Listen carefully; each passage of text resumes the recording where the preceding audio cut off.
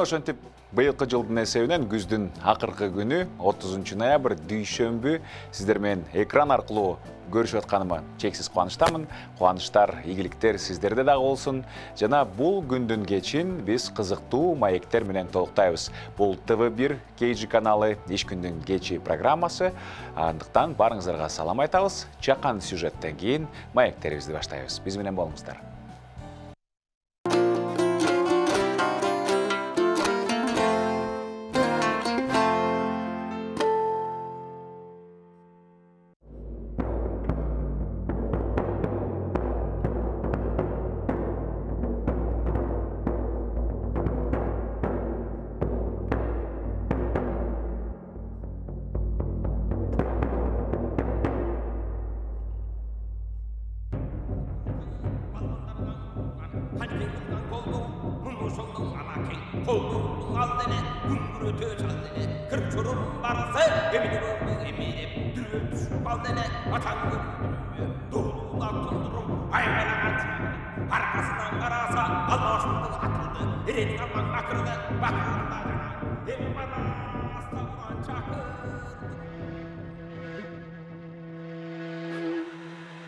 Доолдун алкагы кара жыгачтан жасалат. Адегенде бутагы жарыгы жок жыгачты жукараак кылып тилип алат.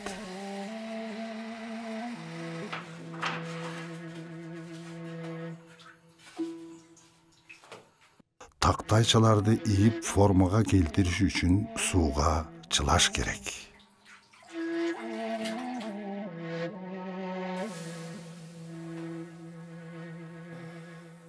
Суу синген тактай тоголок электр мештин жардамы менен ийилет.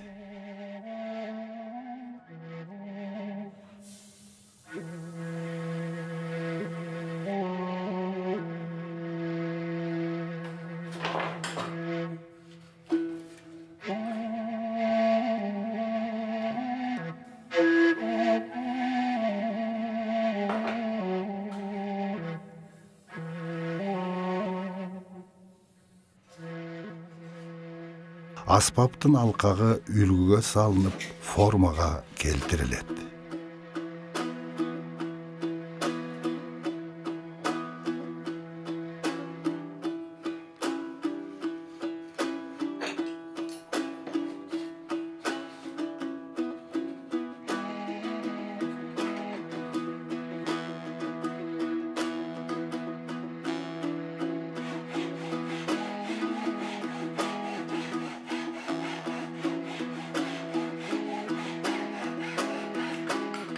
Алкак бекем болуш үчүн 3 кат болуп бири-бирине чапталып, кыскыч менен тартылат.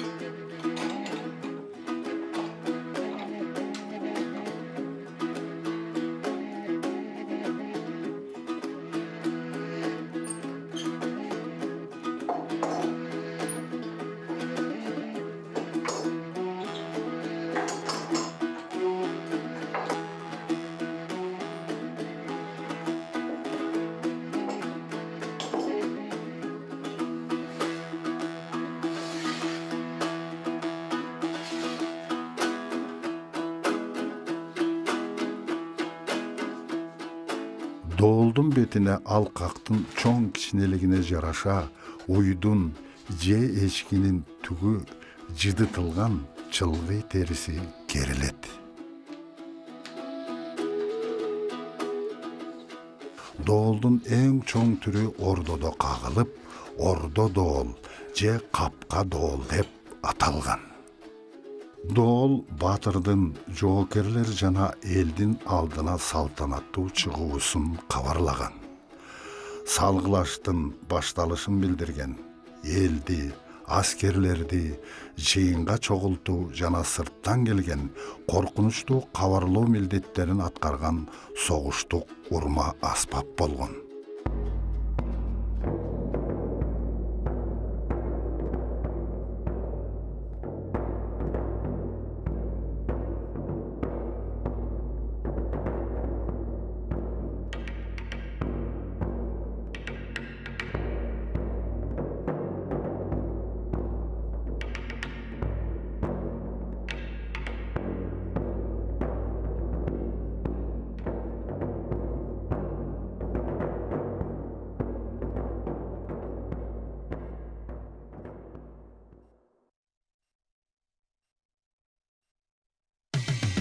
Кечтин кезекчиси Урмат Борченов. Жалпыңыздарга дагы бир рет арбаңыздар дейбиз. Барыңыздарды биздин эфирлерге кошулуңуздарды өтүнөбүз. Жана ошондой эле биздин талкуу маектерибизге дагы кошулсаңыздар болот. Урматтуу көрүүчүлөр, ал үчүн 0708 996 996 WhatsApp жана Telegram аркылуу байланышка чыгыңыздар. Ал эми бүгүн бизде мейманда байланышта студиябыздын куттуу студиябыздын коногу мына кыргыз дөөлөтүн, кыргыздын улуу мурасын дүйнө жүзүнө дүңгүрөтүп даңаза кылып келаткан жана акыркы учурда дүйнөлүк рекордду койгон манасчы Дөөлөт Сыдыков мырза, кош келипсиз. Кош болсун. Абдан баштабыз. Мына 14 саат 27 мүнөт деп белгиленди. Анан кийин токтотуп коюшту. Сиз буга кандай карайсыз? Капа болдуңузбу? Дагы узагыраак айтмак болчумун деп капа болгон жоксузбу? Арбаңыздар Кыдырды арган кыргыз журтчулугу. Арбаңыз чындап эле ошондой болуп калды. Мен ойлоп аткам, баягы таң сүргүчө айтсамбы деген ниет бар болчу да. Бирок сиздер 12 саат деп айткансыздар. Бирок сиз өзүңүздүн планыңыз башкача экен. Негизи эме боюнча 12 саат деп заявка кеткендечи, 12 саат деп. Андан ары ашыра берсе болот экен да. Анан ошон үчүн тиги мен баягы чек жокпу ары карай токтотпойсуңарбы дегенде ооба деп ошондой болгон да. Бирок тиги баягы мени көрүп отуруп анан кыйналып кетти дешип, кээ бирөө токтоткула, кээ бирөө токтотпогула деп анан окумуштуулар отурганда, ал кишилер да карап отуруп эми суукта кыйналышкан го. Анан ошо менен токтотолу деген чечимге келиптир. Анан 12 сааттан эле токтотуп салабыз дешип. Анан кыргыз айткан экен, болбойт, өмүр бою тарынат. Узак эле айта берсин өзү токтогучу деп. Анан 14 сааттан өткөндөн кийин кайра келишип анан токтотолу болду. 2 сутка деп айтабыз. Күн да болду, түн да болду депчи. Анан ошо менен анан токтотуп коюштур. Анан кийин бирок айттым, окумуштуулардын жетекчиси Жылдыз Орозобекова эже эле. Эже ушу бир канча убакыт болсо да ниет кылдым эле токтобой айта бергенге. Биротоло мындай өзүм токтоп калгыча десем, ал эже окумуштуу киши айтып атпайбы тамашалап. Эми сенден кийин балдар чыгып калса деле аларга деле убакыт калсын да дейт анан. Макул деп. Сиздин рекордуңузду жаңылаш үчүн кийин жаштар чыкса деле ошолорго орун калсын да деп атпайбы. Макул деп. Негизи бул кимдин демилгеси? Эмне болуп туруп мындай чечимге келип калдыңыздар? Эми бул ойдо жүргөн да, ошо Манасты кантип дүйнөгө даңазаласак, Манас дастаны ЮНЕСКОдан 157 өлкөнүн ичинде Карганбек Самаков агабыз көтөрүп барып каттатканда, Манас Семетей Сейтек деп. Дүйнөдө теңдеши жок эпос деп. Ага чейин да андан кийин да айтылып келатат да. ЮНЕСКОдан официалдуу түрдө катталган. Андан сырткары баягы Манас теңдеши жок болсо, Манасчы деле ошондой азыркы убакта жандуу айтып келаткан манасчылар мисалы бар, бирок башка дастандарда андай жандуулук жок да. Башка дастандар илгери кагазга түшүп калган, мисалы Гомердин айтысы боюнча Илияда калып калды, же болбосо башка дастандар деле ошо айтуучулар алардын айтып кеткени боюнча жаттап алып сөзмө сөз андан чыкпайт экен да башка дастанчылар. Биздин Манастын жандуулугу ушул күндө деле айтылып келатат. Баландай түш көрдүм, тигиндей түш көрдүм, анан Манас айтып калдым деп айтып келатпайбы? Аздыр көптүр болсо дагычы. Анан ошол Манастын жандуулугу ушунда. Анан Манас ушу күндө деле өнүккөн убакта деле мындан атам кыргыз жаралганы мынчалык өнүккөн убакты көрбөсө керек да. Бирок ошо техника аябай өсүп, адамдын аң сезими аябай өскөн убакта деле бирок манасчылык токтолуп калган жок да. Анан эмне үчүн ушуну дүйнөгө айтса болбойт деп анан келинчегим да чыгармачылык иш да. Экөөбүз сүйлөшүп, өйдө ылдыйда, тала түздө үйдө болобу ушундай бир Манасты кандай кылып даңазаласак болот деп анан ушу Гиннес рекордтор китебине каттатса болот да. Эмне үчүн Манасчы тынбай айтып каттатса болот да деп анан ой болуп калды. Ошону менен ойду бышырып отуруп, анан баягы каржы маселесине келип такалат экен да. Каржы маселеси анан Азат Исакунов агабызга барып, ал киши менен таанышып анан ушунда ой бар эле, колдой аласызбы десем, ал киши шак эле макул деди. Жок деп айткан жок да. Макул, колдойун, жакшы. Жакшы экен, кантип болбосун ошо Кыргыздын ошо манасын дүйнөгө даңазаласа деп. Анан ошо менен жүрүп, анан Элнур Акулова эжеге келдик. Ал кишиге айтып, анткени баягы 5 бармакты каттатып жүргөн, 2000 элечекте өткөрүп жүргөн, эжеде тажрыйба бар. Анан мындай ал кишинин да идеялары төгүлүп турат да. Анан эже ушундай ой бар эле. Десек ал айтат, Манас деген бийик да дейт, кыргыз баласы үчүн өтө бийик. Бийик жерде айтылыш керек. Анан болгондо да аянтта жагымсыз окуялар көп болду. Ошо аянтта бир мындан кийин кан төгүлбөсүн, бир жакшылык болсун, элге бир жакшылык болсун. Ушу бийик жерден күнү анан түнгө алмашканда да Манас айтылып турса жакшы да. Дейт, анан чындап эле биз эми Манас атабызды туутуп келген элбиз, анан ошо менен ошол ишке ашып калды, ушундай болду. Жери да ошон үчүн тандалган турбайбы? Мен дагы абдан сүйүндүм, себептен энди көпчүлүк өнөр адамдары барып, көрүп, аябай суук болгондугуна карабай, мындай эл көп болду да, анан кийин аянтка митингге эмес, мындай жакшы, мен билбейм, 2020-жылы дагы эң жакшы окуялардын бири болду болуш керек. Анан сиздер айтып атасыздар, Манас мына биздики жандуу эпос, мурун айтылып келсе, азыр деле айтылат. Азыркынын Манасы менен мурункунун Манасында ортосунда айырма барбы? Мисалы үчүн, азыр көпчүлүк ошол эле Сагынбай Саякбайды окуп, архаизмдер көп, анан кийин мындай жөнөкөй катардагы инсан түшүнө бербейт да. Айырма бар, эми бул мындай да. Негизги өзөктө тиги Манас атабыздын 40 чоросунан бери келаткан эң биринчи Манасчы деп Ыраман Ырчылуу деп айтабыз да. Ырамандын Ырчылуу жомокчунун башчысы, баарын айткан тизмектеп Токтогул Ырчы ачкычы деп. Бул Токтогул эмес, байыркы Токтогул деген болгон. Ырчыларды, Манасчыларды Ырчы деп айткан илгери. Токтогул Ырчы, Жайсаң Ырчы, Ыраман Ырчылуу деп. Анан ошол илгертен бери келаткан өзөк бар да. Мисалы үчүн, айың менен күнүңдүн бир өзүнөн бүткөндөй, алтын менен күмүштүн ширөөсүнөн бүткөндөй, асман менен жериң тирөөсүнөн бүткөндөй деп айтпасаң анда ал Манас эмес да. Манасты мынчалык деңгээлде жеткире албайсың, сүрөттөп бере албайсың. Ошондой өзөктүү окуялар, анан өзөктүү саптар, салттуу саптар, анан өзөктүү окуялар бар да. Манастын төрөлүшү, бала чагы деген. Ошол өзөктүү Бузбай Сагынбайды айткан, ошол өзөктүү Бузбай Саякбайды айткан, Чойике, Тыныбек, Келдибек баары айткан. Бирок ар ким өзүнүн берилген дараметине, кубатына жараша көркөмдөп айткан. Мисалы үчүн, согуштук жака келгенде Саякбайдан өткөн согушту ачып берген киши болгон эмес да. Ал киши өзү актар кызылдар деп арасында согушуп жүргөн киши болгон да. Кийин 41-жылы согушка барып Манас айткан киши. Жанагы салттуу жөрөлгөлөрдү сүрөттөгөндө Сагынбайдан өтүп эч ким сүрөттөгөн эмес. Ошол сыяктуу өзгөчөлүктөрү болгон да. Ансыгандай баягы биздики, мисалы сиз айткандай эски көөнө сөздөр көбү азыркы убакта унут болуп калды да. Ошол менен эле элдиге жараша ошондой көбүнчөсү тарып кетет. Кээ бир жерде бир ойго келбеген такыр эч нерседе жок саптарда айтылып калат, ушундай болот экен да.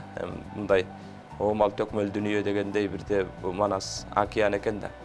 Мен айтып калам, бул океан Манасты эч ким айтып бүткөн эмес. Сагынбай да бүткөн эмес, Саякбай да бүткөн эмес, Тыныбек, Келдибек да айтып бүткөн эмес. Бул жана океандын жээгине кумурска келип түгөтөй ичип коем дегендей эле кеп да. Ал бул деген бүт Кыргыздын, мүлдө Кыргыздын канча жер бетинде жашаса ошого берилген ырыскысы да Манасчы. Сиз кайсы жерин көбүрөөк айтасыз? Мен өткөндө, мисалы үчүн, өткөндөгү окуяда Манастын ата-бабаларынан баштап анан айттым. Манас атабыз Кошойдон Баталам деп келаткан жеринен токтоп калды. Бирок мындай жай турмуш болгондо көбүнчө Алмамбеттин окуясын айтканды жакшы көрөм да. Алмамбет атабыздын окуясы аябай Манасты Манас кылган ошол Алмамбет болгон. Анан оор тагдырыш. Ошон үчүн көбүнчө ушуну айтам. Бирок баягы айтканы келгенде мындай отурганда сурайм да кайсы жерден айтайын деп, баланча жерден айт десе ошол жерден айтып берем. Аны өзүң эркин билип эле айта бер десе ошо Алмамбеттин окуясын айта берем да. Өзүңүзгө көбүрөөк жакын. Көбүнчө ошо. Эме Раматтылык Уркаш Мамбеталиевден убагында бизге мектепке келип сабак берип калган болчу да. Анан кийин ал киши айткан, манасчыларды 3кө бөлсө болот, мындай үйрөнчүк манасчылар, чоң манасчылар, анан залкар манасчылар. Чоң манасчылар бир бөлүмүндө айтат. Залкар манасчылар бүт манастын 3 илтигин тең айта алган, өзү чыгарган манасчылар. Эми үйрөнчүк манасчылар бул биз болчубуз да ал убакта. Мындай жаттап алып, биздин көпчүлүк үйрөнчүк манасчылар. Сиз ошондо 3 илтикти тең айтасыз да. Залкар манасчыга киресизби? 3 илтикти тең айтабыз. Эми бул илимдин бөлгөнү да, илим ошондой кылып бөлдү да, окумуштууларчы. Анан негизгиси манасчынын чоң кичинеси болбойт да. Илгери манас айтып баштаганда аксакалдар сурачу экен да. Эй, тиги бир белги берилип, түш көрүп ушунда манас айтып атасыңбы деп анан. Жок, мынтип жаттап алдым эле десе анда кой, жөн эле кой. Антип баш салып убара болбо дечкен да. Анан ооба белги болду эле десе анан сүрөп дар эметине жараша алып чыгып кетчү экен. Анан баягы сизге кандай белги болду эле? Ошону айта кетсеңер. Бул деген Качан болду эле? Ошо баягы жалпы кыргыз баласы айта жүргөн, биле жүргөн. Бирок манасчымын деген эмес да. Чыныгы жанагы чоң манасчылар деле манаска батынбай, мисалы сагынбай, саякпай деле семетейчимин деген экөө тең элечи. Ошо манас деген эми чексиз экен да. Ошон үчүн баягы улам түшүнгүп кирген сайын тереңдей береткен, кенендей береткен, анан аягында манасчымын дегенге ошо оозу барбай калган ошондон бош керек да. Да, айта албайт. Ошон үчүн жанагы илгерки аксакалдар баягы акылдуу болгон да, ошон үчүн жана түш көрдүң беле деп жок десе тыйып койгон ошол экен да. Баягы окум тукумуна залал тийип калбасын, андан манасчымын деп эчтеке аян албай, белги албай эле алдап жүргөндөй болуп калат да, мындайча айткандачы. Ошон үчүн баягы кастарлап, мамиле кылып, манас дебей айкөл деп тергегени да ошо. Кыргыз деген жараткан деп Кудайды да тергеген да элчи, улуу эл болгон да кыргызчы.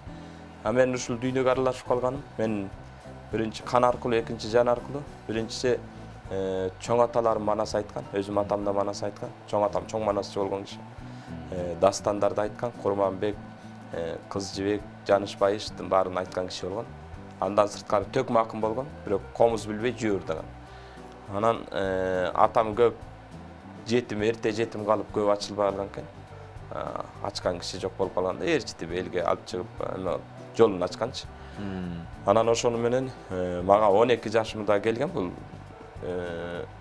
түшүм майрамы болуп калып эң биринчи келгени да. Түшүм майрамында манас айт деп мени чыгарып коюшу, анан манас билбейм десем болбой эле. Атаң манас айтат, анан мен экежем манас айткан экен, кийин айтпай калган да. Манас келип, ал эмес атынан бери өзгөрткөн да. Түшүндө аян берипчи.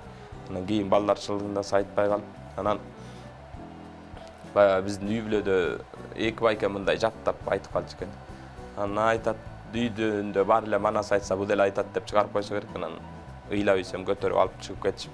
Ошондон көп өтпөй Саякбай ата кирип, Ороздунун 10 улу деп, ошо 10 улунун тарыхын айтып берип, балам ушинтип манас айтып жүрдү. Анан ошондон кийин манас атабыз, Кыркчор аталарыбыз, Кошой Бакай атабыз, Канике энебиз, Семетей, Күлчөрө, Канчоро аталарыбыз, анан Коңурбай Баатыр ушулар кирген да.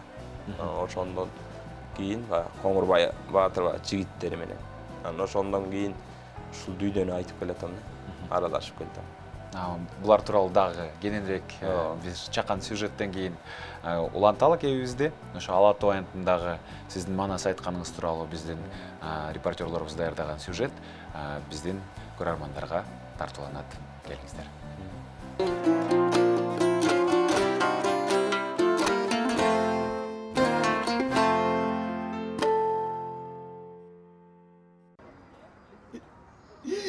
Neresi kudret salmaya koysa ne bulut çandı kuday sana. Anama yazmayı bana koysa da ne bulutum. Görmeyi bana koysa da ne bulut. Adam dedim. Adam ölmeyi bana koysa da ne bulutum. Emgektep kana жүргенде балыйлай. Эми басалмай kana жүргенде çalıylay. Ağalecek atak. Sakalda kana yaşında kuyulu. Aytar kana gittin de bu. Tarıkçı yok. Artık kana karat da kılçet. Asmanıyla çiriyle. Atağını görücü diye. Evite görelim deliyle.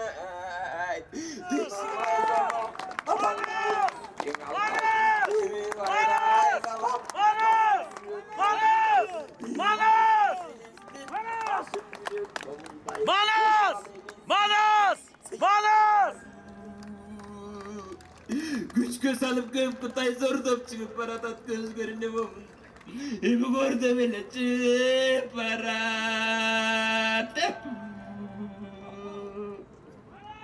Hayır akırgın bana. Nasıl yetmeyeceğim?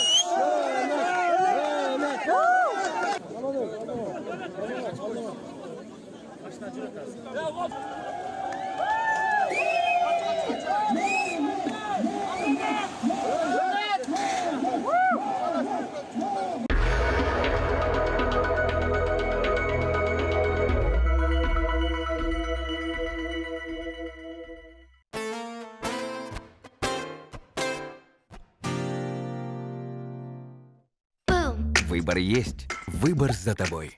Акция «Яблочный сезон» от Имарат Прогресс. Купи квартиру и получи яблочный подарок. iPhone 12 Pro, iPad Pro или MacBook 2020 года. Какой подарок? Выбираешь ты сам. Квартиры с подарками ждут тебя до 31 декабря 2020 года. Звони. Яблочный сезон от Имарат Прогресс.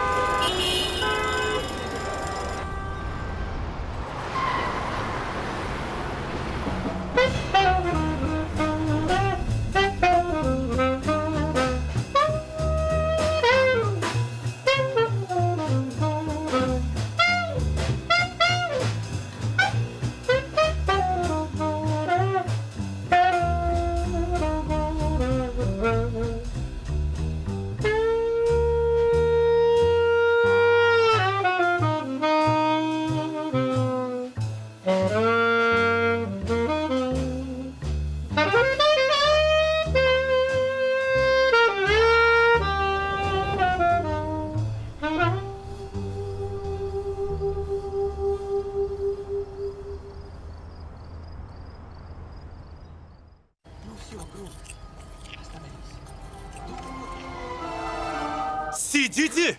Айлет Хаус там квартиру разыгрывает! Шанс есть у каждого! Купите недвижимость Айлет Хаус и участвуйте в розыгрыше квартиры.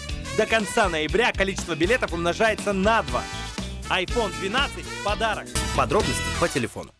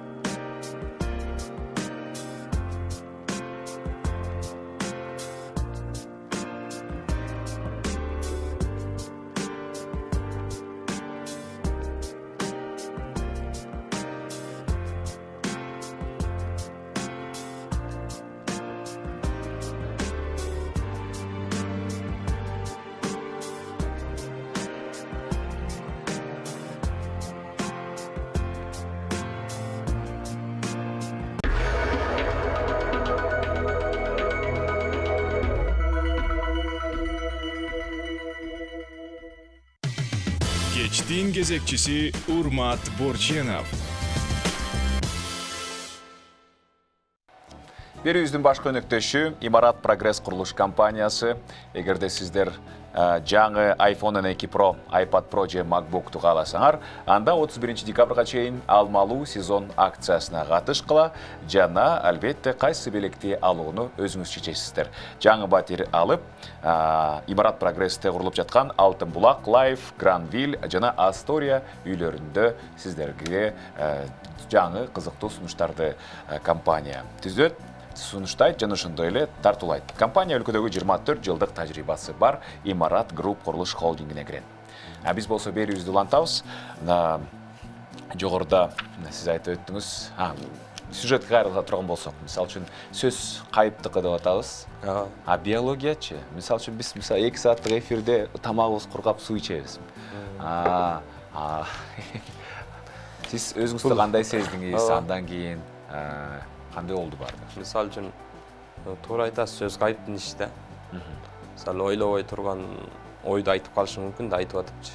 Же болбосо мындай физически канча тренировка кылып жүрсө деле ошол жерде отурганда чыдабай калышы мүмкүн да адамчы. Бирок менде андай деле каарум деле жок да, мисалы үчүн. Анан ошон үчүн баягы Кудай арбак жол берсин деп айтат го кыргызча. Кудай арбак деген эл болгондо. Мен ошонун эмесинде Манас атанын күмбөзүнө бардым алдында даярдыктарчы.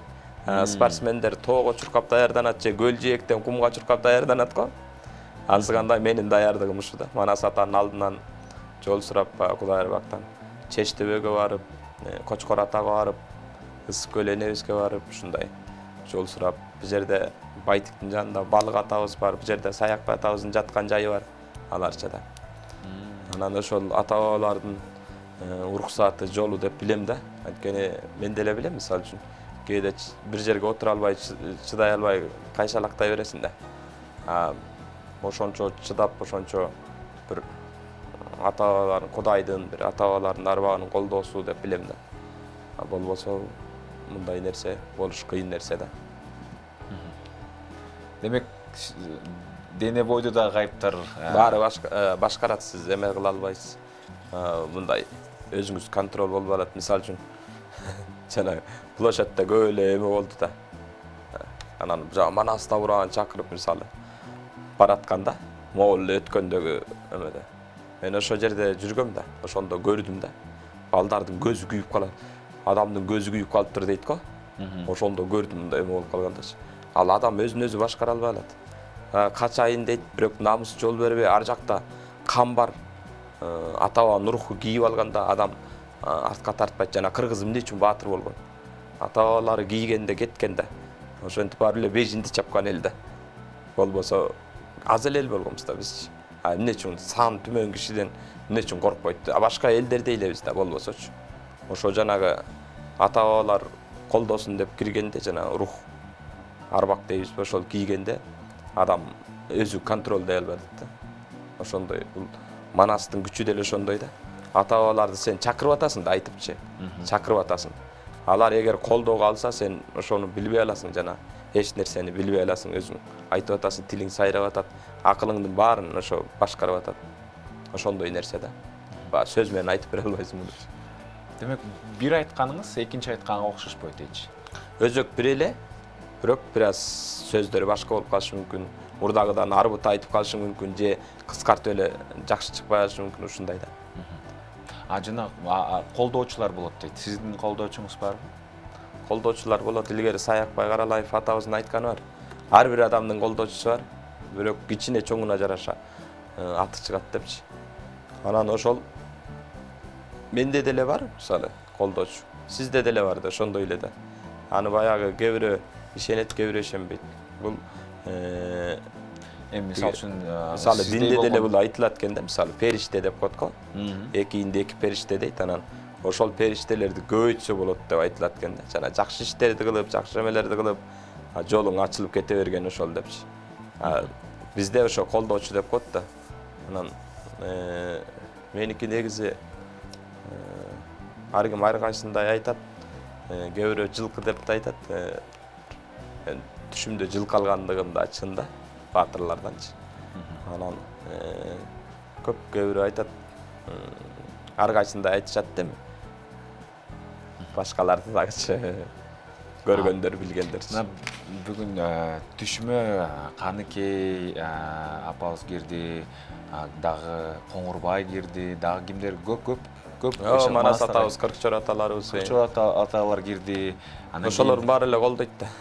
Алардын мындай кандайсем, силер түшүңөрдө көрдүңөр да. Алардын эми мага кызык болот да, алардын көлөмү кандай, күлсө каалганын эшигинде дейт го деши. Калайыктан кашкатыш. Каалгада кашкатыш, калайыктан башкатыш деп. Ооба. Чын эле ошондой зор адамдарбы экен? Зор. Ооба, зордугуга, мисалы үчүн метр менен алганда узун турасы кандай адамдар? Мага кызык болот.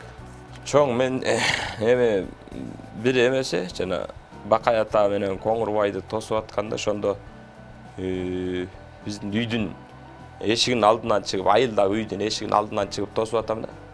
Кадимкидей эле тиги тоо тараптан келет ата. Ошондо жанагы үйдүн чатыры бар го, крышасы. Ошол Коңурбай келатканда ошо үзөңгүнүн астынан болуп калат экен да, үйдүн чатырычы.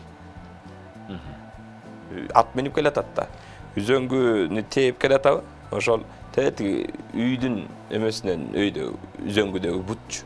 Үйдүн чатырынан өйдө. Мисалы үчүн мындай бир окуялар болгон да. Ой, Манас деген колдобойт да, жок нерсени алып эле анан айта бересиңер.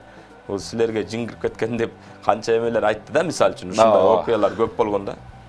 Анан мен ортодо чайналып көп кыйналдым да. Чындап эле бул Манас жок болсо мен эмнени айтып атам? Дегенде эки ой пайда болуп калат да. Ошентип жүрсөм бир күнү Манасты айта албай калгам. Кыйналыпчы. Анан анткени күмөн ой пайда болуп калды.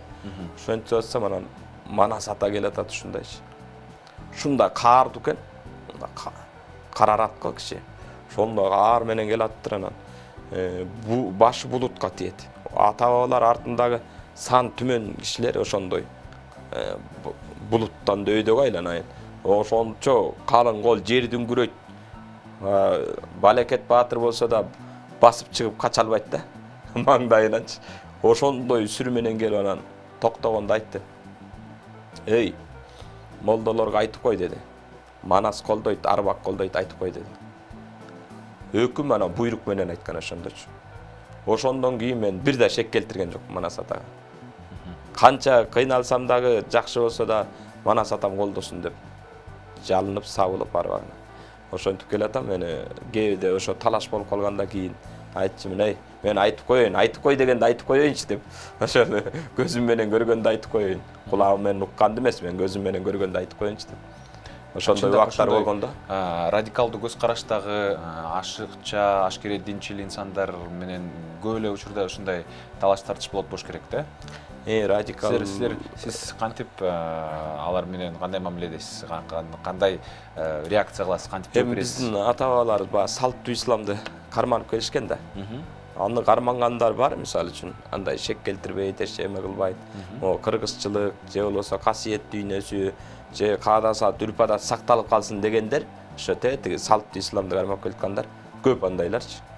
Бирок бизге кийин бо эркиндик алганы өтө көбөйүп кетти да, 73-төн ашыптыр. Түрдүү агымдар бар. Алардын бири менен бири, бир мечит менен бир мечит туура келбейт экен да. Алардын эмеси эле тигиндей мындай деп. Анан илгери минтип кот дейт. Эл ичинде жүргөн сөз. Манасчыларга жиңгирип кетти, аларың тынбай эле айта берет экен десечи. Анда бирөө айтат дейт, ал эмне болгон жин өмүр бою кыргыз менен келаткан депчи. Анан ошондой да бул. Кыргыздын бизге душмандык кылгандар көп да. Кыргыз анысы деле ааламдаш убакта араң турабыз, ошону жоготуп эл, тигинтип эл, минтип эл деп. Азыр биз негизги Манас айткан себебибиз элге биримдик керек да, ынтымак керек.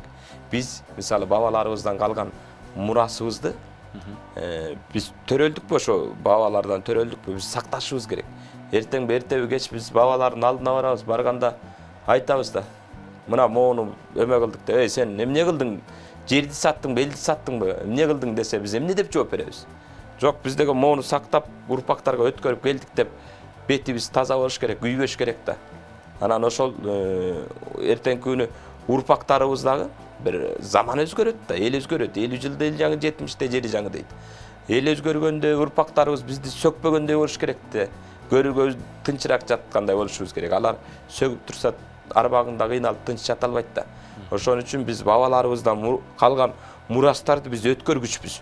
Азыркы адамдын жашап аткан замандын кишилери биз кийинкилерге өткөргүчпүз. Ошону мындай толугу менен бизге эмне калды? Жерибиз да манас атабыздан калган. Тилибиз да манас атабыздан. Башыбыздагы калпагыбыз, кийимибизден бери үрп-адат, каада салтыбыз төрөлгөндөн өлгөнгө чейинки ырым-жырым, каада салтыбыздын баары манас атабыздан калган. Манаста турат, кантип келип чыкканы, жер сууларды кантип алганы, ошонун баары турат. Ошону кайра биз кемитпей беришибиз керек. Милдеттүү түрдө беришибиз керек. Биз ошон үчүн мындай азыр эң биринчи ынтымак керек. Анан биз ынтымак менен жанагы ошо өнүгүп өсүү, ушундай биз айтабыз укмуштуудай жер бизде дүйнөдө мындай жер жок дейбиз да, кыйналып жашайбыз мындай жерде. Ошондон бир өнүгүп өсүү болсо экен, бир жакшылык болсо экен деп ушу ниетте бир ынтымак болсо экен, улуу элдин урпагы элек, улуу элдин урпагы көрүнгөндөн этегин карап жалдырабай, өзүбүздүн жолубуз менен улуу болуп кетсек эмне үчүн болбойт, туурабы? Биз дүйнөнү дүңгүрөткөн элбиз. Тетиги батышты барып, бабаларыбыз юбка кийген элге шым кийгенди үйрөткөн десек, кайра ошол жактан келип юбка кийгенди үйрөнүп атабыз. Ал болбойт да. Биз өзүбүздүн жолубуз бар, өзүбүздүн ыйык мурастарыбыз бар. Ошонубузду жеткирели, каада салтыбызды жеткирели, кайра калыбына келтирели, бир ынтымак болсун элде. Манас атабыз айтат го, тирүү болсок бир дөңдө, өлүү болсок бир ойдо дейт го. Үзүлгөндү уладым, чачылганды жыйнадым. Тели куш таптап куш кылдым, тентиген жийип журт кылдым деп атпайбы? Ошол бул жерде көрүнгөн, баягы тентип кеткендерибиз кайра келсин. Кемип кеткен жерлерибиз кайра келсин. Каада салтыбыз, тилибиз кайра калыбына келсин деген эле жакшы ниет менен айттык да. Эми бул негизги айтканыбыз себеби ушул негизгисичи. Анан улуу элдин урпагы болсок, бир кан ойгонуп кайра калыбына келсек, тигинин мындай болуп кетти, мунун мындай болуп кетти деп бөлүнө бербей, бир ынтымакка келсек, түбүбүз келип бир ата бир энеден тараган элбиз да. Анан бул иштер дагы уланабы? Мисалы үчүн сиз айтып атпайсызбы, эң башкысы бул рух дух деп, эл ата-бабалар менен болгон байланыш, ошол улуулугубузду, дөөлөттөрүбүздү, мурасыбызды билип жашай турган болсок, демек биз башыбыз бийик болот, эч качан. Туура да, бизде мындай да. Бизде дегенчи, биз самолет, ракета эч жерге учура албайбыз. Же бир дүйнөгө жаңылык ача албайбыз. Анын баарын ачып таштаган элдин баары. Биз ошол менен эле мындай жашап, бирок биз эл катары эмне менен сакталабыз? Биринчи кезекте жерибиз менен, экинчи кезекте тилибиз менен, үчүнчү көөдөндөгү дилибиз менен. Ана Сагынбайдын айтканы бар, Сагынбай атабыздын. Нарк жоголсо эл жоголот дейт. Биз наркыбыздан 30 жылдан бери ажырап баратпайбызбы? Байыркы наркыбыздын баарын жоготуп баратпайбызбы? Ошону чогултуп кайра калыбына келтириш керек. Биз улуу элбиз да. Чын эле биздин бабаларыбыз улуу болгон, чын эле. Биягы чыгышты да, биягы батышты баарын карап турган эл болгон да. Бирок биз улуу болбой эле ошол улуулуктун баарын көрүнгөн эл дерчип кетпедикпи? Арабтын да этегин кармадык, орустун да этегин кармадык, Кытайдыкын биягыбыз, ушул биз көрбөгөн дин, биз көрбөгөн мындай маданият жок да. Баарын элеме кылдык. Биздин өзүбүздүн жолубуз бар, каада салтыбыз бар. Атанын жолу кандай болуш керек, эненин жолу кандай болуш керек, баланын жолу, кыздын жолу кандай бизде укмуш да. Макал лакаптарыбыз 1000 жылдап бүлөнүп отуруп эки эле сап менен. Укпайт деп тиги ушак айтпа, көрбөйт деп уру кылба дейт. Сен жалгыз урда бассаң ким көрөт? Бирок Кудай көрүп турат да. Ошон карабайсың, укпайт деп ушак айтпа. Жалгыз айтып атасың эки эле киши, бирок дагы эле Кудай көрүп турат да. Ушундай биздин момундай келаткан макал лакаптарыбыз менен биз жашап келаткан элбиз да. Ошол макал лакаптын негизинде эле каада салттын негизинде жашасак кандай сон? Мисалы, азыр момундай тең укуктуу аны муну деп атпайбы? Бирок тең укуктуу эле кармап келгенбиз бизчи. Кызды карап турсаңыз, биздин үйдө кыз болсо, төргө отургузат кыргыз. Сөзсүз. Эч убакта кызды ылдый отургузбайт. Бирок кыз бир үйгө бүлө болуп, келин болуп барганда ылдый отуруп чай куят. Кайра төркүнүнө келсе, кемпир да болсо кыз деп өйдө өткөрүп сыйлайт. Тең укуктуу да булчу. Канекей энебиз айтып атпайбы? Тышка чыкса энекең дейт. эл башкарган топ башы үйгө кирсе энекен казан карма от башы дейт. Карачы эмне деген. Эл билген аял мына Курманжан датка энебиз деле. Ошол касиети бар болсо, колдоочусу 2 жол борсу деп аны дагы эме кылып туруп, анан биз касиетине карап, жол билет, кол билет деп туруп башкартканбыз. Аялына карабай. Бу тең укуктуу, бу кыргыз деген улуу эл болгон да. Ошону сактап калышыбыз керек. Чоң рахмат, тилекке каршы убактыбыз бүтүп калды. Ыраазычылык билдиребиз. Мына жалпы эле бизге, жалпы элге дем берип, кыргыздын улуулугун жеткирип атасыздар.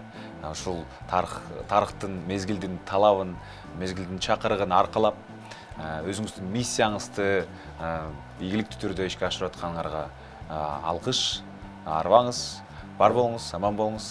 Чоң рахмат сиздерге да ийгилик болсун, жакшылык болсун. Ушу бир элге оомат, кут келсин. Өзүңө да рахмат. Рекламанын сөзүн өзүң окуп бердиң эле. Рахмат, чоң рахмат. Ийгилик болсун. Чоң рахмат. Азыр болсо биздин көрөрмандарга чакан сюжет тартуулайбыз, андан соң эфирибизди дагы да болсо кызыктуу конокторубуз менен улантабыз.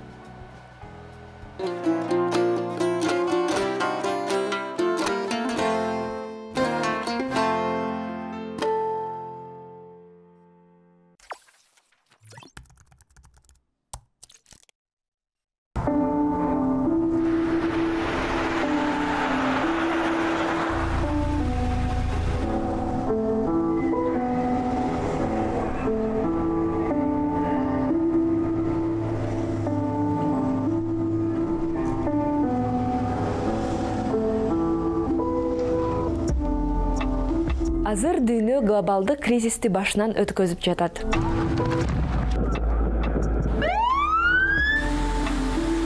Климаттын өзгөрүшү жаратылыш ресурстарын туура эмес пайдалануудан келип чыккан көйгөй. Австралиядагы өрттөр. Деңиздеги жаныбарлардын өлүмдөрү. Бунун баары климаттын өзгөрүшүнүн кесепеттери.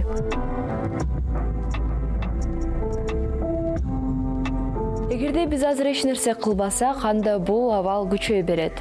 Табигый кырсыктар буга чейин суунун тартыштыгына, айрым жерлерде ачкачылыкка жана ошондой эле адамдардын өлүмдөрүнө алып келген. Ал эми азыр ушул жерде биз Move Green Кыргызстандагы экологиялык жаштар кыймылынын өкүлү менен сүйлөшөбүз.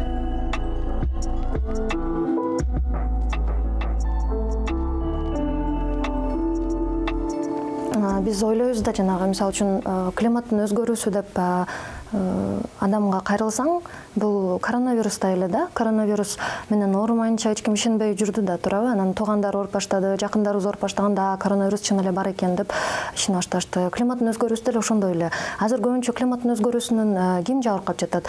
Жанагы эле социалдык абалы төмөн жарандарыбыз, анткени мына жанагы эле Таштанды деп атасыз, свалканын жанында жашаган адамдар ошол эле Таштандынын өрттөгөндө, күйгүзгөндө ошонун абасы менен дем алып жатышат. Анан бирок бул эмеде кандай десем, социалдык абалына карабай, байыбы, кедейби өз салымын кошсо болот. Мисалы үчүн таштандылар үйдө бөлүп чыгарып, пластикти өзүнчө чыгарса же жанагы эле бактарак тигип дегендей.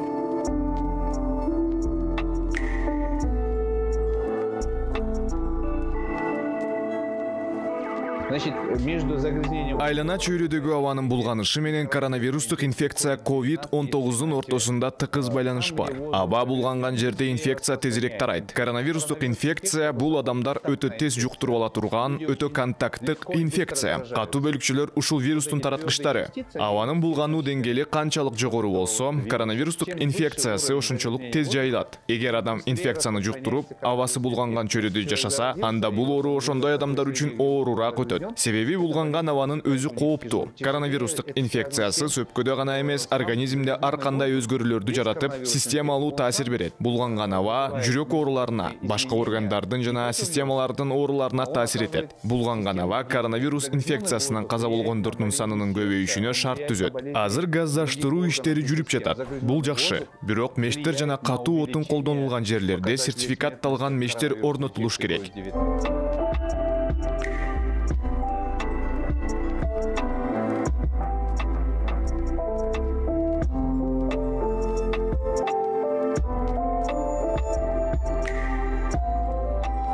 Бизде Кыргызстанда бир аз суук болуп баштаса эле жанагы аба кирдеди деп аябай акыркы убакыттарда айтып башташты. Бул бир жагынан сүйүндүрөт, анткени бизде жарандык коом, Кыргызстандын жарандары өздөрү аябай бул темага кызыгып байкап турушат. Жанагы атайын датчиктер орнотулат, сенсорлор.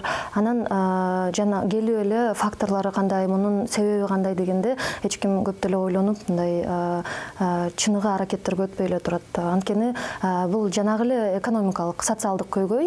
Мисалы үчүн акчасы жетпесе көмүр менен дагы деле үйлөрдүн жылытып жатышат. Шаар тургундары мисалы үчүн бир эле жакка барганда жанагы өз машинасын айдап алып, унаада жалгыз барганын ордуна мисалы үчүн троллейбуска отурса болот, же жөө басса болот, же кошунасын кошо ала кетсе болот да. Ошондо жанагы эле көмүр кычкылы газынын эмиссиясы азаят.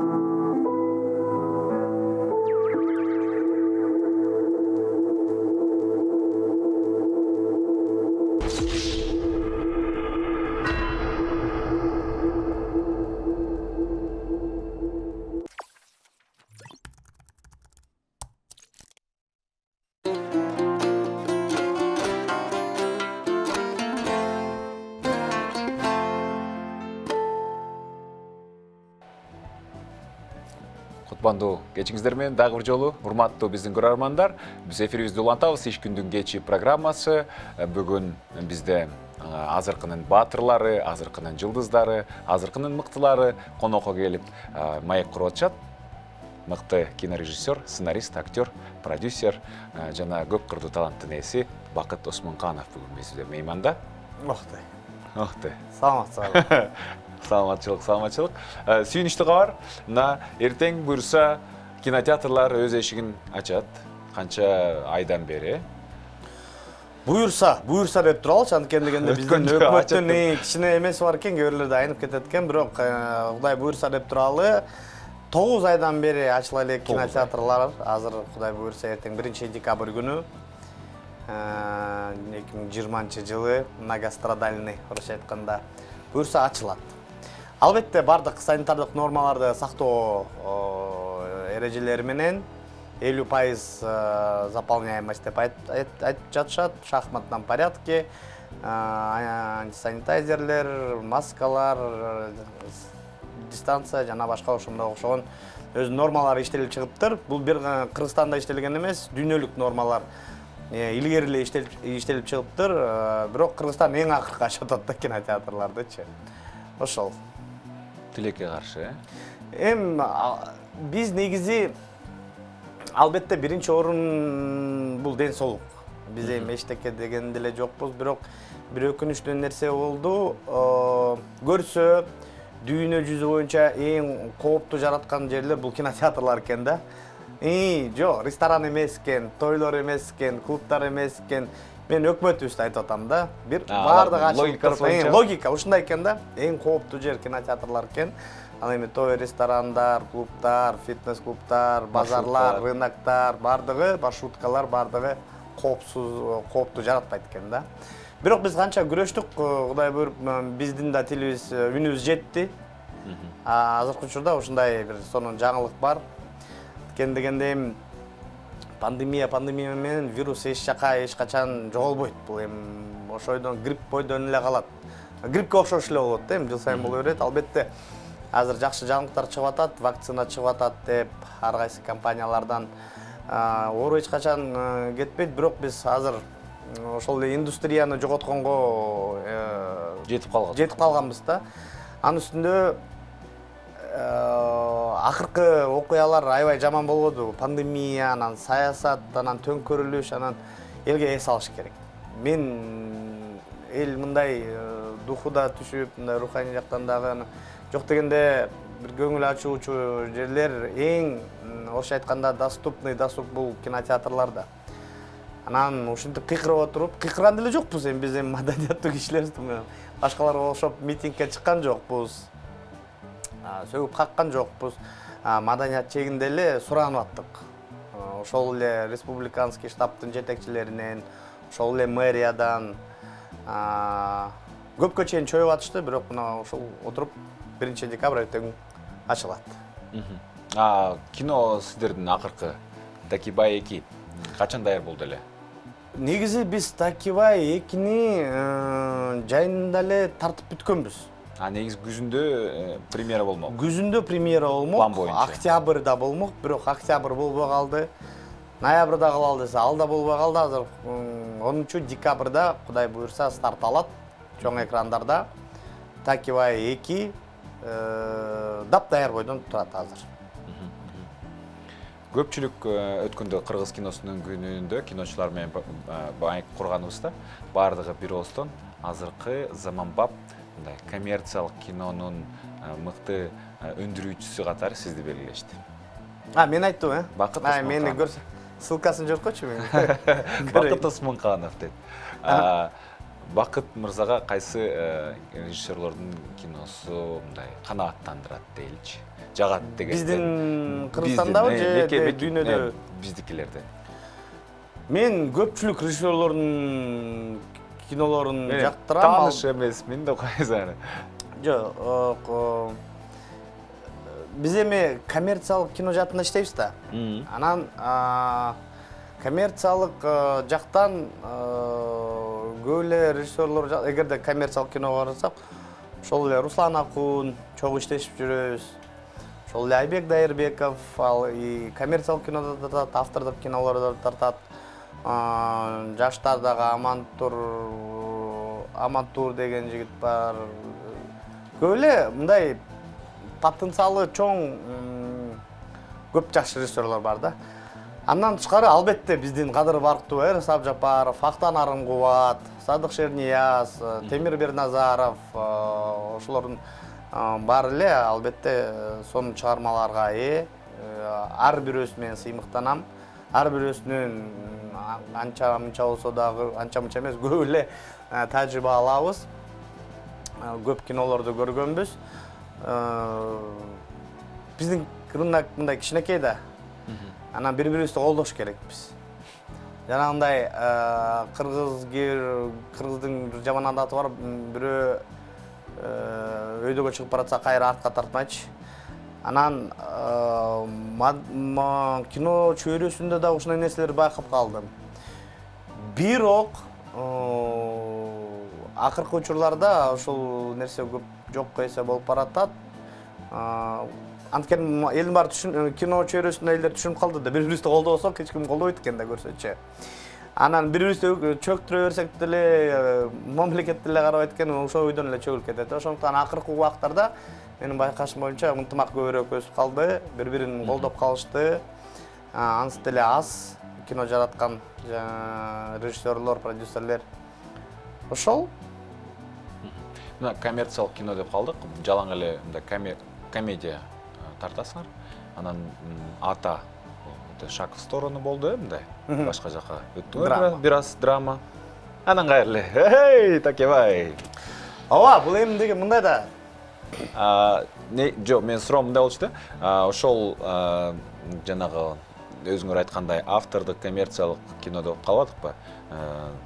Серьезный автордук киного тартайын деген дагы ойлор барбы?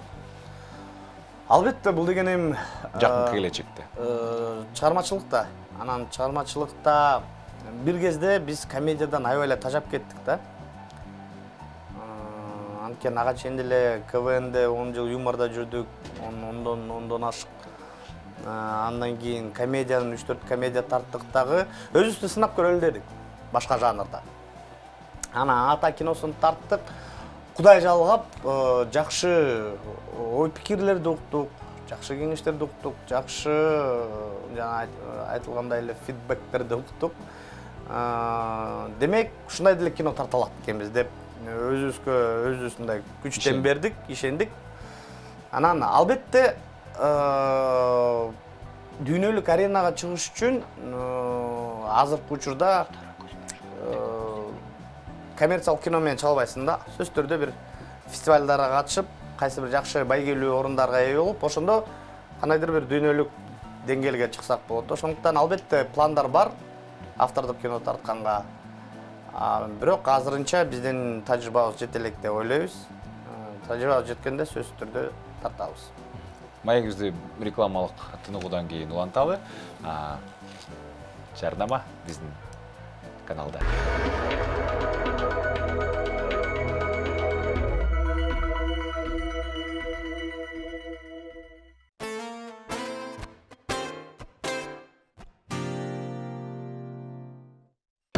Выбор есть. Выбор за тобой. Акция «Яблочный сезон» от Имарат Прогресс. Купи квартиру и получи яблочный подарок. iPhone 12 Pro, iPad Pro или MacBook 2020 года. Какой подарок? Выбираешь ты сам. Квартиры с подарками ждут тебя до 31 декабря 2020 года. Звони. Яблочный сезон от Имарат Прогресс.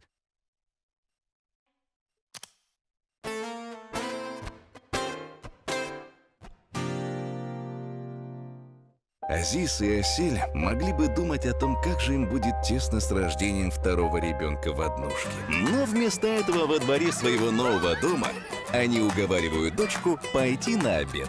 Приобретайте квартиру вашей мечты, чтобы переживать только приятные моменты жизни. Авангард Сити. Город вашей мечты.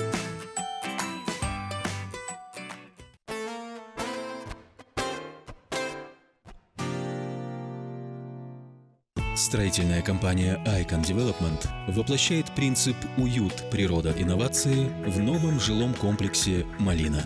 Чистый воздух, современный дизайн, продуманные до мелочей архитектурные и ландшафтные решения подарят вам долгожданный комфорт. Ощущение своего дома, место гармонии и созидания для всей семьи. Ведь жизнь может быть малиной, стоит только захотеть. Живите с комфортом, живите в Малина.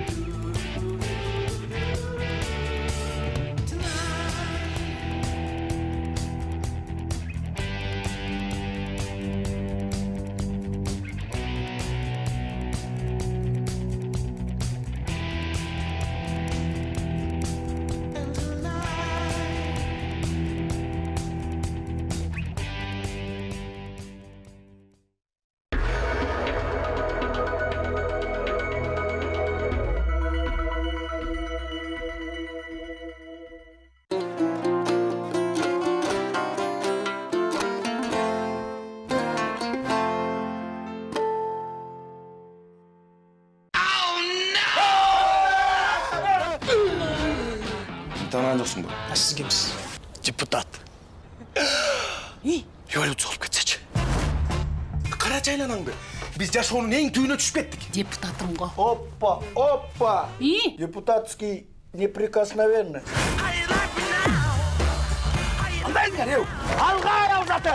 Коррупцияға жол жоқ, уырлыққа жол жоқ. Андай мына біздің партиямызда да бар. Албек Құдіретович.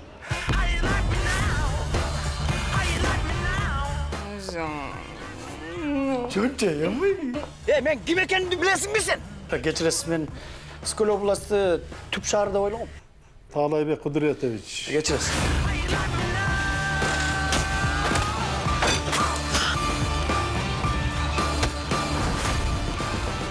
Только пришел, Кечтин кезекчиси Урмат Борченов. Обложка жактыбы? Силер да мага жактыңар да ғой.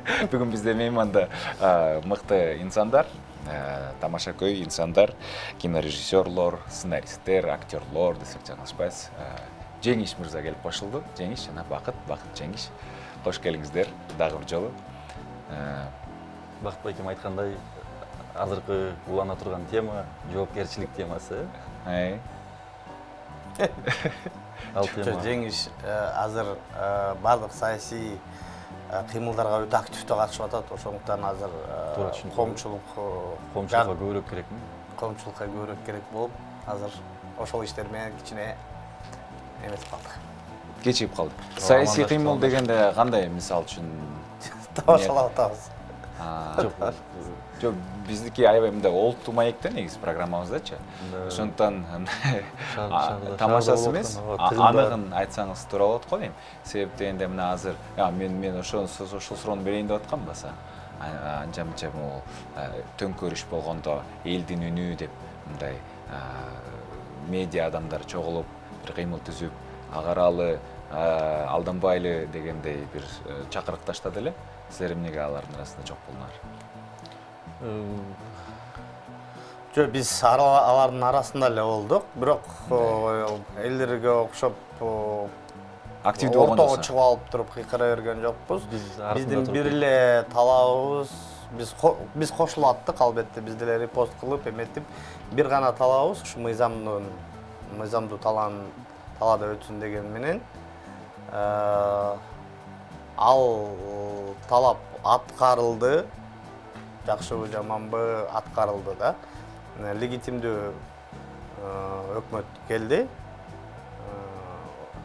Биздики ошол эле болчу да. Анткени дегенде дүйнөнүн жүзү карап турат, көрүп турат. Анан баары эле чыгып алып эле мен премьер болом, мен президент болом, мен тигинин башчысы болом, мен тигинин башчысын алып болбойт да эми. Заманбап өлкөдө жашагандан кийин биз ошол гана кыймылга кошулдук, мыйзам талаасында болгон эле. Калган бирөөнү жактап, же бирөөнү жамандап, же бир тарапка өтүп, же экинчи тарапка өтүп, эми бул биздин ишибиз эмес деп ойлойбуз. Албетте өзүбүздүн жарандык позициябыз бар, бирок жарандык позициядан тышкары бизде жоопкерчилик деген болуш керек. Эгерде биз ачык айкын бирөөгө тарта берсек, элди экиге бөлүп салабыз да. Менин оюмча бул кичине туура эмес. Ошондуктан албетте жарандык позициялар болуш керек. Бирок жоопкерчиликти дагы сезе билиш керек. Анткени дегенде азыр анысы деле коомчулук экиге бөлүнүп атат да. Анан ош бетер аларды бөлүштүрүп, ош бетер бири-бири менен калыштырып, бул менин жеке позициям, жеңиш өзүнүн позициясын айтат болуш керек. Аябай оор темаларга сүйлөшүп атпсыңар. Мен бияка жеңил желпи сүйлөшөбүз го десем силер. Бул иш күндүн кечи биз аябай мындай иштиктүү сүйлөшүүлөр болот. Негизи иш күндүн кечинде, эгерде күндүз иштеп атсаң, кечинде албетте мындай андай темаларды көп ойлонбой, жеңилирээк отуруш керек го дейм да. Анда сиз сунушуңузду бериңиз. Маанайдын баарын түшүрүп салдыңар. Ошондуктан жакшы эле жылмайып аткам, анан бир убакта Бакыт байке майыйбай жана мындай оор нерселерди айтып баштаганда мынтип жылмаюум азайып баштады да, өзүм да сезип баштадым. Жок, мен оор нерсени жеңил айттым го дейм. Туугандар, мындай кылалы. Мына Бакыт жеңиш бир маалда сиздер экөөңүздөр бириңер менен чакырык кылдыңарбы же эрегиштиңерби, чогуу эле кино тартып аттыңар эле, анан кийин өз-өзүнчө тартып баштадыңар. Анан кийин өз-өзүнчө да аябай сонун болду. Өз-өзүнчө уланып атат. Сиздики уланабы? Жок, бул жерде менин деле кандайдыр бир тиешем бар. Такебай тасмасына биринчисине дагы, экинчисине дагы. Ошондуктан бул Бакыт байкемдики же меники деп бөлүүгө болбойт. Бул биздики чогуу. Бир студия. Ал жерде менин пайыздарым бар деп коеюн. Тамаша. Жок, чындыгында эле бир студиядан чыгып аткандан кийин, демек, эгерде ким тартпасын, мен тартамбы, ким тартпасын. Эң башкысы биздин студиябыздын артынан тасма чыгып, ошол тасма ийгиликке жетишип, элдин мындай аябагандай көп жакшы мындай купулуна толсо, элден жакшы кабыл алынса, демек биздин студия жакшы иштеп атат, демек мен дагы жакшы иштеп атам. Бул эң башкысы. Биз студия үчүн иштейбиз дайыма, өзүбүздүн атыбыз үчүн эмес. Негизи качан сен өз атыңа иштеп баштап, мындай өз атыңа, өзүм мен деп орустар айтканда одеялону өзүңө тартып мындай ошентип баштаганда, менин оюмча чыгармачылыктагы жакшы жумуш ошол учурда мындай токтоп баштайт да. Катастрофа болуп баштайт. А бирок команда менен биргеликте, күч биримдикте негизинде сиз жана айтып аткан теманы толуктап коеюн, күч биримдикте Бириңерди аябай жакшы толуктайт экенсиңер. Ооба, чында бирок мындайда биздин студиянын эң башкы максаты бул сапаттуу жакшы чыгармаларды элге сунуштоо да. Анан жеңиш айткандай эле бул мен тарттым же сен тарттым эмес да. Албетте биз дайыма чогуу иштейбиз. Ошол эле сценарий жазылып атканда, идеялар айтылып атканда, постпродакшнда, производствода жана ошол көп нерселерде былтыр напарниктер чыккан. Мен мурдагы жыл боюнча айтып атпашым керекпи, сиз атаны өзүнчө тарттыңыз, сиз болсо режиссер Айыл Кемп болду. Анан бул деген чыгармачылыкта эме да, өзүн ар кайсы эмеде сынап көрө экен. Анан режиссерлук уланабы деген суроо болчу болгон. Албетте, мага аябай жакты чындыгында. Өзгөчө кичинекей балдар менен иштешкен аябай жакты. Мен негизи эле өмүр бою эле ушу кичинекей балдар менен бир кандайдыр бир чыгармачылык жаатында жүрөм. Ошол себептен буюрса жакын арада балким. Мен бир нерсени түшүндүм да. Албетте билим керек экен. Эмне болбосо дагы окушуң керек экен. Кичине болсо дагы жок дегенде бир айлык курс болобу, эмне болбосун ошону окуп коюшуң керек экен. Мындай кичинекей да тажрыйба керек ошол үстүнө. Мен буюрса алдыңкы бир 2-3 жылдын ичинде балким Бакыт Байкем жакшы сценарий бир сунуштаса. Эмнеге жок. Билим деп калдыңар, силер квалификацияны жогорулатып, кайсы бир курстарга катышып, кайсы бир мастер-класстарга катышасыңарбы? Мен катыша элекмин. Негизи бардык бизди көрүп турган өсүп келаткан жаш мен режиссер же мен сценарист же актер болом деген жаштарга айтып кетет элек, сөзсүз түрдө билим керек. Анан жо силер эми билим албай эле тартып атпайсыңарбы деген сөздөргө деле кошула бербейбиз. Бир нерсени эске алыш керек да, биз буга чейин 10 жылдан ашык юмор жаатында жүрдүк да. Ошол эле аякта кичинекей сценарийлерди жазчыбыз, сатираларды жазчыбыз, постановка кылчыбыз, жана болгон токой тажрыйба алганбыз да. Мүмкүн түздөн түз киного тиешеси жок, бирок косвенно албетте тиешеси бар да. Бирок туруп эле талаадан келген десек деле болбойт да. Анткени дегенде передачаларды жасачыбыз, телевидениеде иштедик, ар кандай ушундай сыяктуу режиссерлорду көрдүк, камера артында турдук көпчү.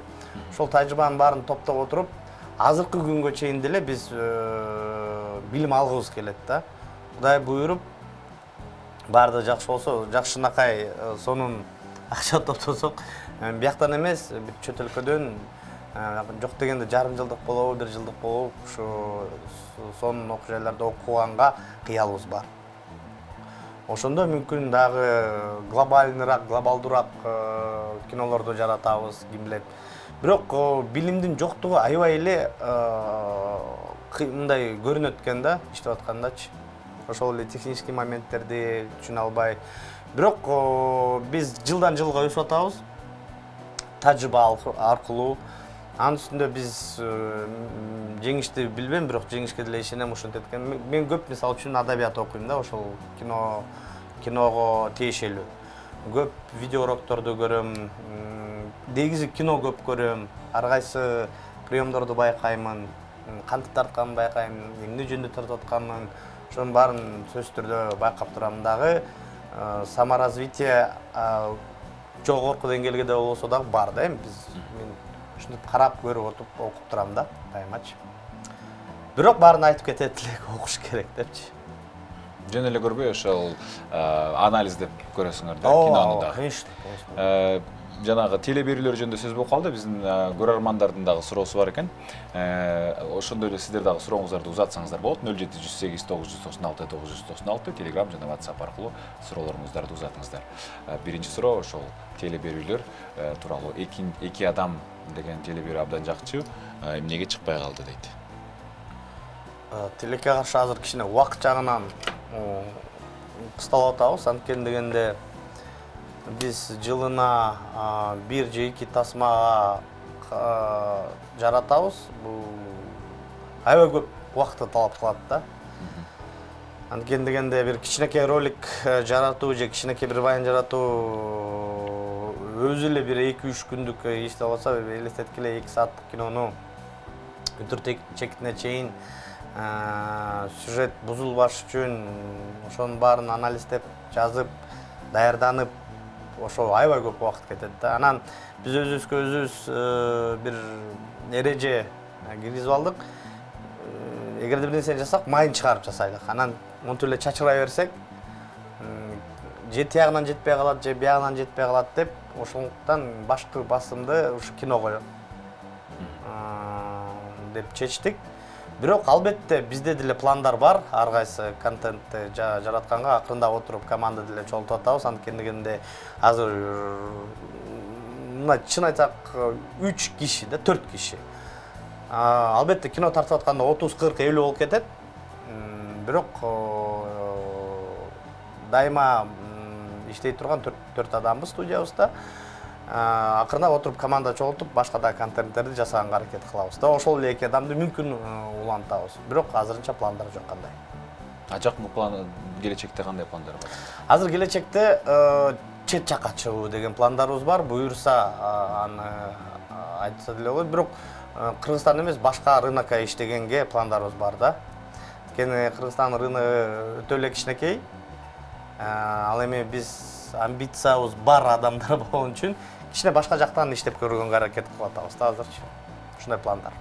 Сыр болбосо бир аз мындай Казакстан ачыктап кетпейсиң. Казакстанга проект даярдап атабыз азыр, буюрса деп туралы. Ошол Казакстан рыногунда иштеп көрүм. Буга чейин апамды издеп тасмасы менен чыгып көрдүк. Болот экен.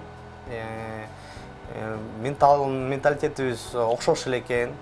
Демек акта да иштесе болот экен деген биринчи апамды издеп чыгардык, экинчи апамды издеп чыгардык. Айыл кемпти адаптация болду. Анан ошол тажрыйбанын баарын чогултуп, азыр өзүбүз тартып көрөлү деп атабыз Казакстанга. Кино. Кино. Полнометражный. Вау, ийгилик болсун. Биз деле коркуп атабыз, бирок кол коркок. Кол коркок. Эмне деп кой? Көз коркок. Көз коркок. Кол да коркок болуп атат, бирок эр жүрөк болуп атабыз азыр. Отчаянный болуп. Жок, албетте Казакстан тараптан да колдоо бар. Ошол себептен биз ушундай кадамга бардык. Эгерде өзүбүз жалгыз эле болсок, балким аябай эле оор болмок. Бирок Казакстан тараптан колдоо болгон себептен азыр көп деле ойламан жокпуз бул. Бул деген аябай бизди мындай жакшы мотивация берет да, көп казакстандык продюсерлер чыга баштады бизге. Жигиттер, могу кинону силер тарткан турбайсыңар, силер жазган турбайсыңарбы, иштешпейликпи деп. Ар кайсы продакшн студиялардан, киностудиялардан сунуштар түшө баштады. Анан ошолордун бирөөсүн тандап, биз Кудай буйрса пландаштырып атабыз да. Мисалы үчүн жылда 1-2 кино чыгарып турчу элеңер. Эмдиги жылы Казакстандын рыногуна чыгат экен да, чыкса дагы. Ооба, бирок ал кинону буйрса Кыргызстанда прокат кылганга пландарыбыз бар. Ошондуктан бир гана казактарга тиешелүү эмес, мындай бир нейтральный теманы алып, 2 рынокко иштеп көрөлү деп атабыз да. Бирок басымды албетте Казакстанга жасайбыз. Супер. Ишке ашсын сөзсүз түрдө. Кийин жана команда кеңейип атат деп атасыңар. Өткөндө ошол киночулар менен байланыш маектешүүбүздө бизге мындай күчтүү эл аралык продюсер болсо жакшы болмок. Бизде абройлуу фестивалдарга жөнөтмөкпүз. Бизге жакшы бир продюсер жетишпей атат деп айтышты да. Андан кийин мен байкашыма караганда бизге жакшы авторлор дагы жетишпейт. Сиздердин көз карашыңарда кыргыз киносуна эмне жетишпейт? Каражаттан тышкары. Каражат биринчи кезекте. Каражат биринчи кезекте. Мамлекеттик колдоо. Мамлекеттик колдоо, каражат бул бир эле сөз деген сөз да. Каражаттан тышкары эмне мен жетишпейт? Силер жумуш иштеп, силер ичинде жүрөсүңөр да. Мен таң калганым, киночуларды чыгарган эң биринчи болуп Бейшеналиева эмеси да турабы? Университети. Ушак ал жерде сценарий факультети жок экен да, сценарный мастерство. Мен аябай таң калам да. анда режиссерлорду чыгарып атасыңар, актерлорду чыгарып атасыңар, операторлор чыгарып. Историяларды ким жазат негизи, ким кино жазат? Ошол бир өкүнүчтүү нерсе да. Анан менин оюмча көбүнчө азыркы жаштар киного ошо мен белгилүү болом деген ниет менен, мотивация менен барат да, бирок ал туура эмес мотивация да. Ошол эле актер болгусу келгендерчи. Кene актер, мен кыйын актер, ар бир образдын майын чыгарам деген актер болсо, мотивация, ошол туура мотивация да. Биздики азыр 21-кылымда Instagram, TikTok, мектоктун кылымында убагында бардыгы эмне үчүн белгилүү болом деп туруп ушул жакка барышат да. Бирок бул менин оюмча туура эмес мотивация. Өзүнө туура мотивация койгон коюш керек да. Анысында ошо айтып атпаймынбы, билим берүү жагы мен жеке оюм, эч кимди таарынгысы келбей элем. Бирок көп процесстер өзүнүн убактысы өттү да, көп билим берүү актуалдуу эмес да. Жаңы эмелерди, технологияларды, жаңы процесстерди алып киргиси кирген эч бир киши жок да. Эгерде биз ошол жактагы билимди ала алсакчы, кино тармагындагы билимди. Ошол эң өкүнүчтүү нерсе да. Бардыгы эски система менен, баягы совет дövrү менен калган. Албетте, аякта кээ бир нерселер өзүнүн актуалдыгын эч качан жоготпойт. Ошол эле Станиславскийдин окуулары, Чеховдун окуткандары, бирок канагы жаңы ушу технологиялар, жаңы методдорду, жаңы процесстерди алып киргенге эч кимдин мындай кыялы жокпу, убактысы жокпу, билбейм ушундай. Ошол баарын жамандап салдымбы? Кыргыз киносунун эң кирешелүү киносунун бири бул Бир тууганчик. Бир тууганчик 2 тартыла, тартылбайт деген мындай ушактар жүрүп калды эле анан. Биз тартылса качан болот? Дайыма эле айтып жүрөбүз, ал туроого чекит коюлган, тартылбайт. Тартылбайт. Эми биздин жекебиз боюнча Бир тууганчик бойдон эле калыш керек, экинчисин тартылыш керек. Анткени баарыбыздын тушообузду кескен ошол Бир тууганчик болду да. Ошол эле биздин студиябыздын, ошол эле 1-1 студиянын тушоосун кескен, биздин тушообузду кескен ошол кино болду. Бул кино биз үчүн өзгөчө кино.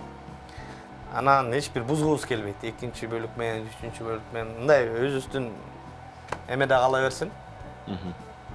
Один единственный деген орусча айтканда. Жеңиш мырза. Албетте. Негизи дайыма Тасманын экинчи бөлүгү чыкканда ал эч качан биринчи бөлүгүндөй жакшы болбойт го дейм. Текебайчы?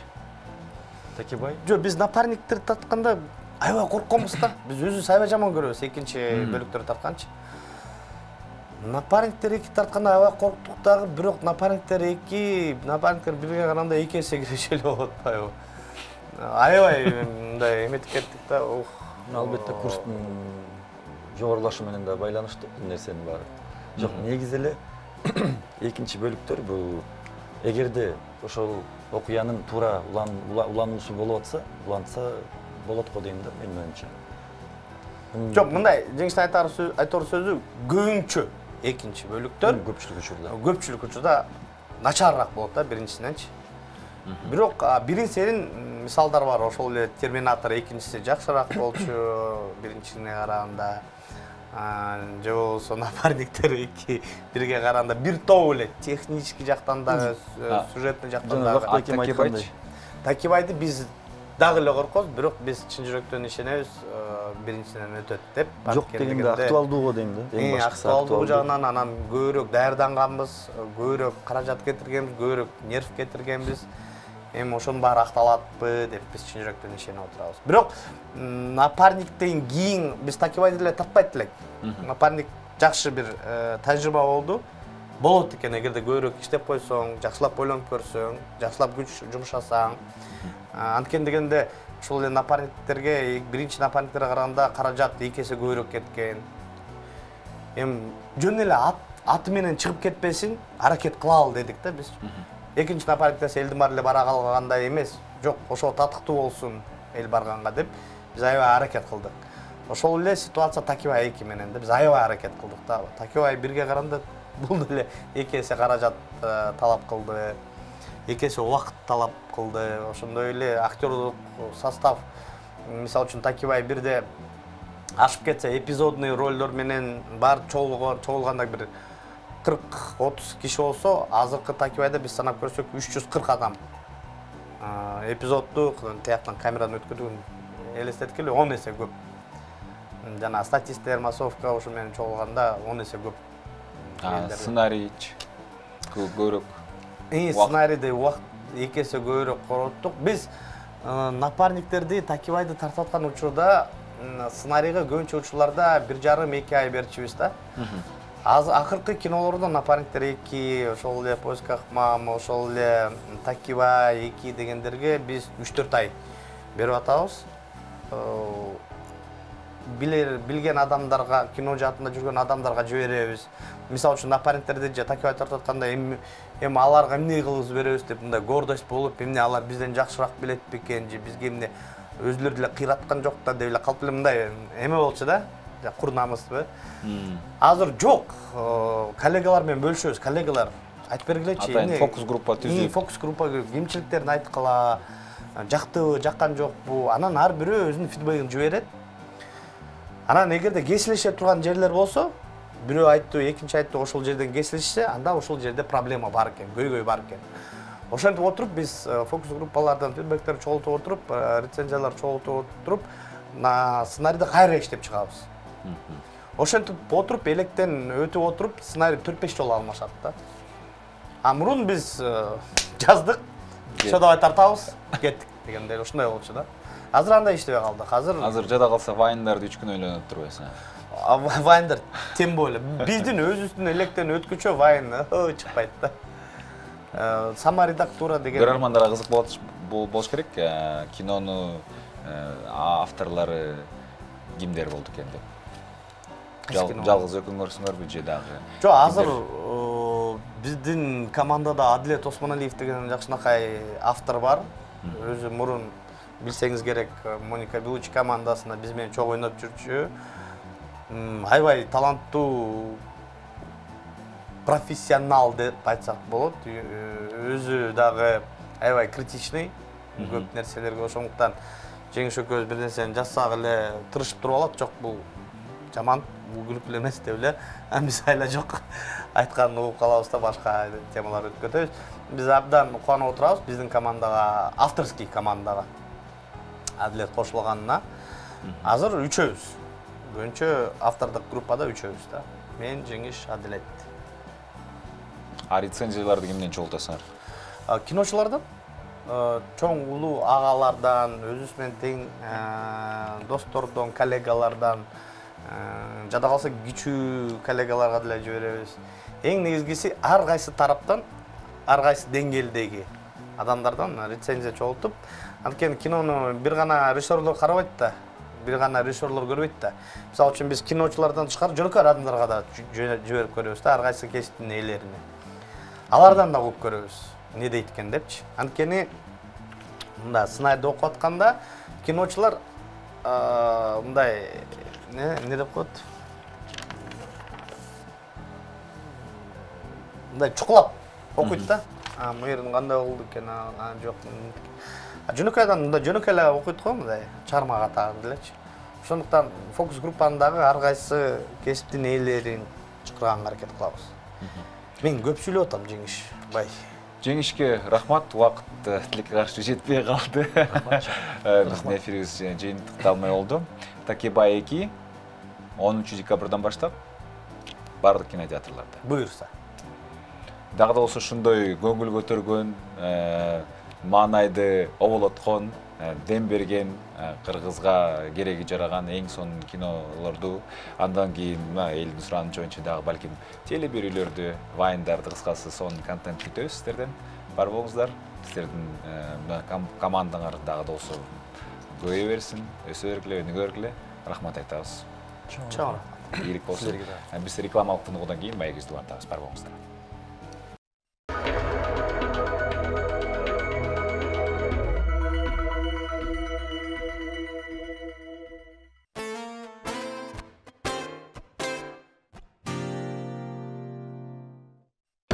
Выбор есть. Выбор за тобой.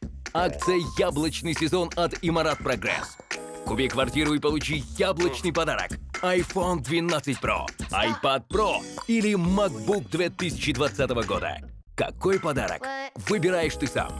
Квартиры с подарками ждут тебя до 31 декабря 2020 года. Звони. Яблочный сезон от Имарат Прогресс.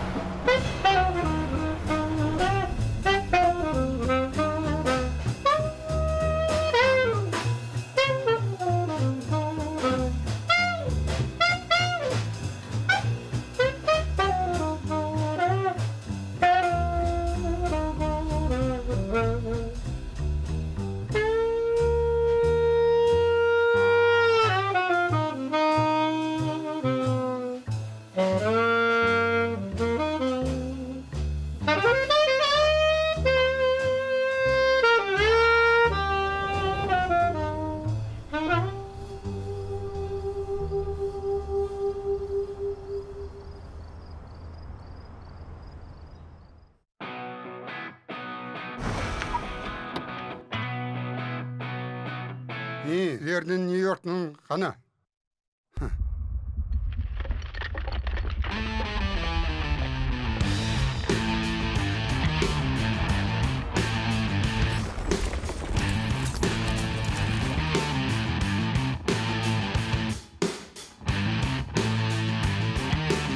Нью-Йорк Сити.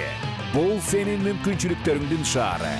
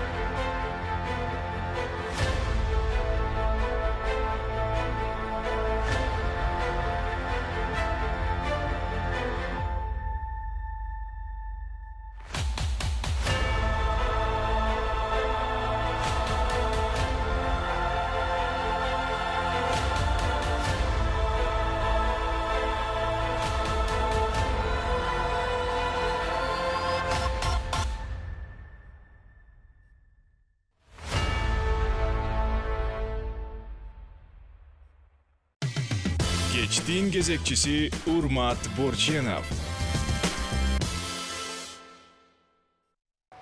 30 ноябрь бүгін үй жануарларының күні екен. Дал ушул күнгө байланыштуу биздин кезектеги мейманыбызды тааныштырууга мезгил келди. Жүрөгү чоң, Кыргызстандагы эң боорукер айым десек жаңылышпайбыз болуш керек. Буга эне коомдук фондунун президенти Салтанат Сейитова бизде бүгүн мейманда. Жүрөгү чоң деп бекерден айткан жок. Себеп дегенде кайсы айбанат бабасын сөзсүз түрдө асырап, багып, кам көрүп, ар бир айбанат үчүн сиз абдан мындай жан дүйнөңүз менен берилип күрөшөт экенсиз. Анын өмүрү үчүн, анын ден соолугу үчүн. Учурда сиздин үйүңүздө канча айбанат бар? Алар кимдер? Тааныштырып өтсөңүз. Таанышканыбызга мен ыраазымын. Ошо рахмат. Ушул жака чакырып, мындай сүйлөшүп, бөлүшүп аракет кылайын, бөлүшүп өзүмдүн ушу жумуш жагымда. Мен жануарларды кичинекей чагымдан жакшы көрөм. Ушу кичинекей чагымдан эле ушу мал доктору болом деп, анан ошондон мектепти бүткөндөн эле эч жака башка эмелерге бербей, окууларга именно ветеринардык кесибине тапшырган болчумун. Анан кызыл диплом менен бүтүп, азыр жана бүгүн үй жануарларынын күнү болуп атат, бирок менин үйүмдө үй жануарлары дагы бар, жапай жануарлары бар. Анткени биздин коомдук фонд мен жумушум жапай жануарлардын тарабын карайм да. Ошо көп жылдан бери, быйыл 17 жыл болду. Эмгидеги жылы март айында уже 18 жыл болот мен ошол тарапта иштеп келатканым. Бирок үй жануарларды эле меники жетишинче. Азыркы учурда 4 мышыгым бар үйдө, 9 итим бар. 9 ит. 9 ит. Эчки, ал үйдүк даже 2 эшек бар. Ошо анан жапай жануарлардан менин үйүм жана как реабилитационный борборда, именно мага эң биринчиден жарадар болуп калган, бирөөдөн кармалган, же мындай элдер алып келген, ошо ата-энесисиз калган, же дагы бирдеме болуп калган, башка нерселерден учурап калган ошо жапай жануарларды алып келишет. Экотехинспекция тараптан дагы көп жануарлар келет. Илбирс бар үйүмдө, азыр ушу жанагы январда уктуңузго бир ак илбирсти атылган, анан көзү сокур болуп калган. Ошол илбирсти азыркыга чейин багып келатам, карап, дарылап. Бир көзү жок сүлөсүн алда 4 жыл мурун келип алып келинген болчу ошо инспекция тарабынан. 3 бир буту жок түлкү, анан бүркүт, анан ар кандай башка жырткыч куштар бар. Анан эң мен азыр сүйүктүү менин жануарларым ал кичинекей сүлөсүндүн балдары Алто. Ал сүлөсүнүн балдары биздин Каракулун зоопаркында туулган. Анан көп жылдан бери биз ошо энеси тууп, бирок баласын бага албай калып атканда, анан ошондуктан биз ошо сүтү жетпей атат го деп, анан быйыл ошо балдарын алып мен өзүм баккам. Жана киши бала багат го, ошондой эле сүт алып берип, эчкинин сүтү менен бөдөнөнүн жумурткасын бышырып, анан сары эмесин чорткадан өткөрүп, аралаштырып, бүт балага кандай пеленка сатып берип, астынан салып, жууп, тазалап эметип турчумун. Азыр ошо Алто менин үйүмдө бар. Сизге ким жардам берет? Анча жаныбардын баардыгын караш, бул өзүңүз айткандай кичинекей баланы өстүргөнгө барабар болуп аткан турбайбы? Биз эми өкмөт жардам бербейт, бизге биздин эле жарандар ошолор эле жардам берет, жазабыз, ар кандай компанияларга жазабыз, тияк бияка чыгабыз, жардам бергиле. Ошентип эле. Волонтерлор бар да. Волонтерлор бирок бир күн жардам берет, экинчи күнү жок. Туруктуу түрдө сиз менен чогуу иштеген инсандар бар да. Азыр мен үйүмдө реа-центрде өзүм анан менин балдарым жардам беришет. Өзүм эле балдарым жардам берет. Алар дагы сизге окшоп баарын жакшы көрүшөт. Ооба, эми мен Каракол зоопаркына 2003-жылы келгем иштегени. Ошондо уулум 3 жашта болчу. Ошондон бери жаныбарлар менен чогуу аралашып, алар анан кызым азыр 10 жашта. Ал дагы жакшы билет кайсы жаныбарларга кандай мамиле кылыш керек, эмне кылыш керек менден үйрөнүп атат. Эми балам ветеринар болом, тиги ошо жаныбарларды коргоо боюнча иштейм деген эмеси жок, бирок мага жардам берет. Кызым буйруса ошо мен да ветеринарный врач болом, мен да мамам сиздей болом деп атат. Бир уулуңуз, бир кызыңыз? Бир уулум, бир кызым бар. Эки эле жардамчыңыз бар, үйдө карай турган? Үйдө, ооба. Анан бирок Каракол зоопаркында бизде жумушчулар бар, бирок жанагы каражат жетишпегендиктен биз көп жумушчу кармай албайбыз. Ошон үчүн мындай биздин коллектив чакан эле, бирок бүт биздин балдар иштеген балдар бүт ошо жаныбарларга жакшы мамиле ошо багып эметкенге аракет кылышат да. Ошол эле жандуу организм болгондуктан аларга тамак бериш керек, жем бериш керек дегендей, анын баардыгын сиздер өзүңүздөр даярдайсыздар. Бирок менин оюмча өтө чоң каражат да керек болуш керек ошончо жаныбарды багыш үчүн. Сиздер болсо ошо мындай проект жазасызбы, кимдер колдойт? Мен түшүнгөнүм боюнча мындай туруктуу колдоо керек да. Үзүл кесил эмес, бир жол берип коюп анан мен унутуп калмай эмес да. Эми азыр ушул ал каражат маселеси кандай азыр сиздерде? Азыр могу пандемия убагында кичине кыйыныраак болуп калды. Буга чейин деле мындай кыйналып эметип атканбыз, бирок ушунчалык постоянно жана мындай туруктуу спонсор таба албай атабыз да. Мындай күнүмдүк бизде бир туруктуу биздин партнер дегенде жана Германиянын организациясы бар, НАБУ деген, ошолор менен биз иштешебиз. Бирок алар жана кызыл китепке кирген жаныбарлардын жагын каралаганга жардам беришет. Калган ушундай эле жанагы азыр бир күндүк, бүгүн мисалы сиз бересиз жардам, эртеңки күн башка бир ушинтип эле иштеп жүрөбүз. Эми биз азыр ушу көп эле кайрылууларды жазып атабыз. Ушу жакшы бир чоң спонсор таап, мындай күнүмдүк иштебей, бизге ошо зоопаркты, реа-центрди полностью реконструкция кылганга, анан азыр ошо жем жагынан тартыш болуп атат, ачыгын айтканда. Бирок биз аракет кылып атабыз, жаныбарлар ачка калбасын.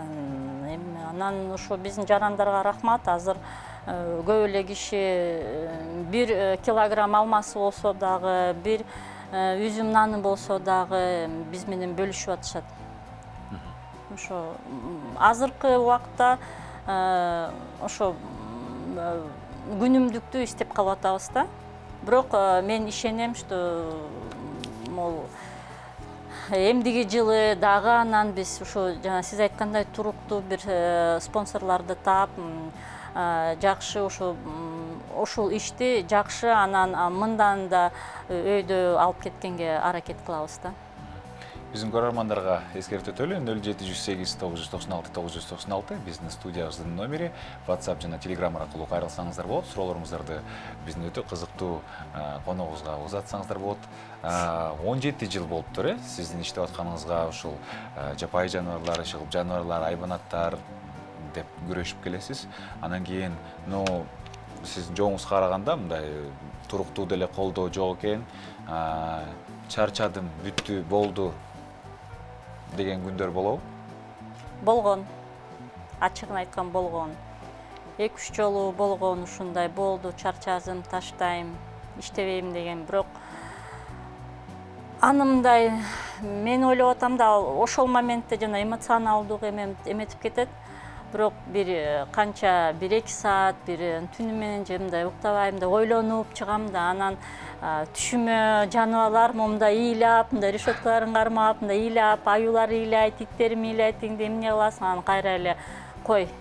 Азыр мен да буларды таштап кетсем ким карайт деп ошо менен, бирок ал канча жыл мурун ошондой болгон. Азыр чарчадым деген эме, бирок таштайм деген оюм жок да. Мисалы таштап койсом, ошо менен азыр ташталып кетет. Азыр дагы мына уже канча азыр биздин кишилер мындай да болуп атат, кээ бири айтат мага, ай киши кишини карабай атат. Сен эмне могу жаныбарды карап атасың? Анан биз карабасак ким карайт? Анан ошон биздин балдарга, биздин келечекте эмнени калтырабыз? Кандай биз кандай эмеде түрүндө калтырабыз биздин Кыргызстаныбызды, биздин жаратылышты, биздин жашообузду. Баарын эле өлтүрүп, баарын эле жок кылып койсок, эчтекени бакпай, балдарды ошого эметишпейт. Ошон үчүн биз ушу жана экологический маданият, экологический образование деген ошол жагынан дагы көп маани берем да. Биз балдарды кичинекей чагынан үйрөтүшүбүз керек. Мейли, мен эч качан айтпайм, жанагы элдер ар кандай. Мен айта албайм, сен муну жаныбарды сен сүйүшүң керек, эмне кылсаң да сени бул жаныбар деп, андай болбойт да. Но мен сүйбөсө дагы, бирок аны сыйлаш керек. Жаныбар, любой жаныбарды. Мына бүгүн азыр эми жана биз кичине жапай жаныбарларга кетип калдыкпы, мындай бул тарапка. Бирок мына үйдүн жаныбарлары, ит, мышык кандай болсо дагы биз аларды деле сыйлашыбыз керек. Алар деле жаны бар деген сөздөн эметсеңер, ал деле сезет, жакшы мамилени сезет, жаман мамилени сезет. Азыр аябай көп балдар бар, мындай кишилер бар да, жаш ата-энелер эшиктен, мисалы мындай паркта жүрүшөт. Баласы менен жанында кичинекей бир күчүк же мышык өтүп баратса, мындай кээ бирде байкайм да, мындай агрессия менен агрессивдүү эметишет да, эме чууктала калат, таштала калат, эли мындай бала аны менен мындай карап десе, ой жок болду кетти деп мындай эме кыйкырышат, андай болбойт. Баланын кичинекей чагынан үйрөтүш керек. Мейли сүйбөсүн, мейли эметпесин, бирок аны сыйлаш керек. Анан кээ бирөө балдар мышык итти мындай мыжыгып салат, аны ошондуктан жана ортуп коет. Же ошондой эле ит мышыкка кээ бирде жакпайт. Жаткан жеринен бирөө мындай эметип койсо, мисалы сиз диванда жатып, чарчадым деп жумуштан кийин келип жана бирөө силерди ай бас тур деп тепкилеп эмесе, силер деле жаман көрөсүңөр го. Ошондой деле булардын эмеси бар, жанагы орусча айткандай, уважать их территорию дегендейчи. Ошо биз ошого мен мындай чакырам да элдерди. Бири-бирибизди сыйлашыбыз керек. Биз бири-бирибизди ал деле жаныбар, ал деле жана Кудайдын жараткан жаны да. Анан жапай жаныбарларга дагы мындай көбүнчө мисалы зоопаркка келгенде кишилер үйдөн биз айтабыз, ай итибиз, ай иттин жанына барба, тиштеп алышы мүмкүн. Уйдун жанына барба, эме сүзүп коет да, сүзүп коюшун. Бирок кээ бирөө бул башка тарапта өзүнө чоң эле кичинекей баласын алып туруп, жана бизде аюунун камасынын 1 метринде сетка турат, киши кирип кетпесин деп. Ошол сетканы үзүп, баланы алып, машу тияка салып берет да, ошондой да эмелер болгон. Ан кишиге айтасың, эми бул эме силер үйрөтүп койгонсуңар да. Эми түшүндүрүп айтабыз, андай болбойт, бул жапай жаныбар. Бул аябай мындай апасына болот, коркунучтуу болбойт анда. Үйдөн деле кандай аны үйрөтөбүз, анан киши ойлонуп калат да. Ошондуктан азыр мен ушуга көп маани берем да, биз көп маалымат беришибиз керек. Кичинекей балдар менен иштешибиз керек, чоң кишилер менен өзүнчө иштешибиз керек. Баарына мындай маалымат, жеткиримдүү маалымат беришибиз керек да. Кандай экологиялык маданият, кандай жаныбарларга кандай мамиле жасаганга, кандай түзүш керек, мамиледе жаныбарлар менен деле мамиле түзүш керек. Кээ бирөө мына мышыкты алат, анан билбейт, мына балам мышык алып бер деген эле алып бердим, эмне кылаарын билбей. Аны менен да мамиле түзүш керек. Любой. Силер мына киши менен мамиле түзүп атабы? Жаныбарлар менен да ошондой мамиле түзүш керек. Ошондо анан бири-бириңерди түшүнүп каласыңар да. Силер өзүңөр түшүнөсүңөр, жаныбардын кандай эмнеси, кыял жоруктарын кандай, жаныбарда да силерди мындай сезип калат да. Ошондой кылыш керек. Жогоруда айтпадыңызбы, 17 жылдан бери зоопаркта иштеп атам, анан кийин 2013-жылдан бери коомдук фонддо иштеп атасыздар. Реабилитациялык борбордо түзгөнүңөр канча болду? 2013-жылы фонд түзүлгөн, реабилитационный центр 2015-жылы.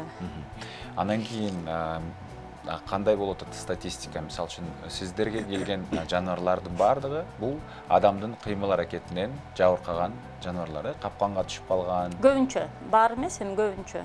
Дагы бир нерсе болгон, иши кылып. Бул сандар кандай азыркы учурда, мындай өсүш барбы, азайып атабы? Сиз айткан экологиялык маданият адамдарда жакшырып атабы, же болбосо тескерисинче түшүп баратабы? Мен айтарым мындайда төмөндөп баратат го, кандай дегеним төмөндөп кетти кичинеч. Бир жылдары эме жогоруга кеткен эмеси маданияту, жана мындай кишилер түшүнүп андай. Анан какой-то бир моментте наоборот ошол жанагы эме элдин мындай түшүнүгү, маданият эмес мындай түшүнүгү да мындай төмөндөп кеткен.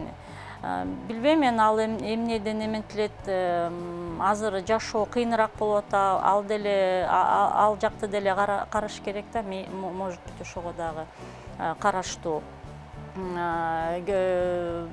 Көп жаныбарларды, мисалы жазында жанагы жырткыч канаттууларды кээ бирөө жөнөкөл жаман сарынын кармап туруп эле, анан мен эмени ителгенин кармадым, ошону кандай сатсам кандай болот, анан андайларды мындай сүйлөшүп, болбойт, бул эң биринчиден бул ителги эмес. Экинчиден бул азыр жана экотехинспекция же башка эмелерге кармалып калсаңар момундай болот. Үчүнчүдөн түшүндүрөм да, бул жаратылышын Кудайдын, бул деле Кудайдын жараны, эмнеге сен кармайсың, кармаганга болуп ушинтип анан сүйлөшүп, акырын сүйлөшүп, кишилер түшүнүп анан кое беришет да. Ар кандай. Мындай кандай, мен кичине туура маек этип кеттим да, төмөндөп кеткен жанагы. Бирок экинчи жагы бир четинен жогорулоп келатат. Түшүнүкчү. Мен мындай айта албайм да, өйдө болду. Бир көп киши азыр мындай жаппай жаныбарды үйдөн кармайм, качкырды кармайм, иттерди үйрөтөм, ошондойлор деле көбөйүп кетти. Бирок жаныбарларга жардам берем дегендер деле көбөйүп атат. Мына бир ай мурун бизге ушу Таластан пеликан деген куш келди. Ал жанагы билесиңерби, балык кармайт. Балык менен эмтет го, мындай чоң мишоу бар. Кыргызстанда кантип пайда болуп калды ал? Алар кез-кезде ошо эмеден биз жактан өтөт да, жазында, күзүндө өтөт. Анан быйыл кеч жаз болбодубу? Анан кеч балапандар, любой көп чымчыктардын, көп куштардын кеч балапандары болгон быйыл. Бул дагы быйыл Алматинский зоопарк менен да сүйлөшкөм, аларга түшүптүр. Ошо кеч балапандар көп болуп атат. Анан ал уча албай, ата-энеси учуп кетти уже. Бул уча албай, тамактана албай, анан өзү басып келиптир. Бир кашарга келип, бир кишилерге келип. Ошолорго аябай мен ыраазымын да, истеп, мал таап, менин номеримди таап. Анан экотехинспекциядан аркылуу алар менен чогуу алып келишти. Ошол канча бир жума өзүлөр бакты, балык кармап келип. Кыйын экен муну бакканы. Андай да ошо кишилерди ушунчалык, ошондой кишилер да көбөйдү да, мындай. Но бирок жана кармап, үйдө кармайм же сатып аларлар дагы көбөйүп кетип атат да. Мындай эметип көрөйүнбү, тигин аны мен айта албайм эмне себептен. Анысын мындай кээ бирөө өзүн таба албай атабы, эмне азыр эмне иш кылсам болот, ошондойлор деле бар да. Бирок менимче элдер азыр мындай боорекер, мындай мурункуга караганда азыр боорекер болуп калышты. Мына быйыл карантин башталганда биз ошо жардамга сурап, көп чыкканбыз суранып, көп кишилер жардам берип атышат. Көп кишилер мындай айтып атпаймынбы, 1 килограмм алмасы болобу, 1 үзүм наны болобу алып келип атышат, анан жардам берип атышат да. Рахмат ошолорго. Ошондой түшүнүгү мындай жакшы деңгээле өйдө экологиялык маданияты мыкты болгон инсандар арабызда көбөйө берсин. Анан кийин эмне деген суроо берейин деп аттым эле, өзүм дагы унутуп койдум.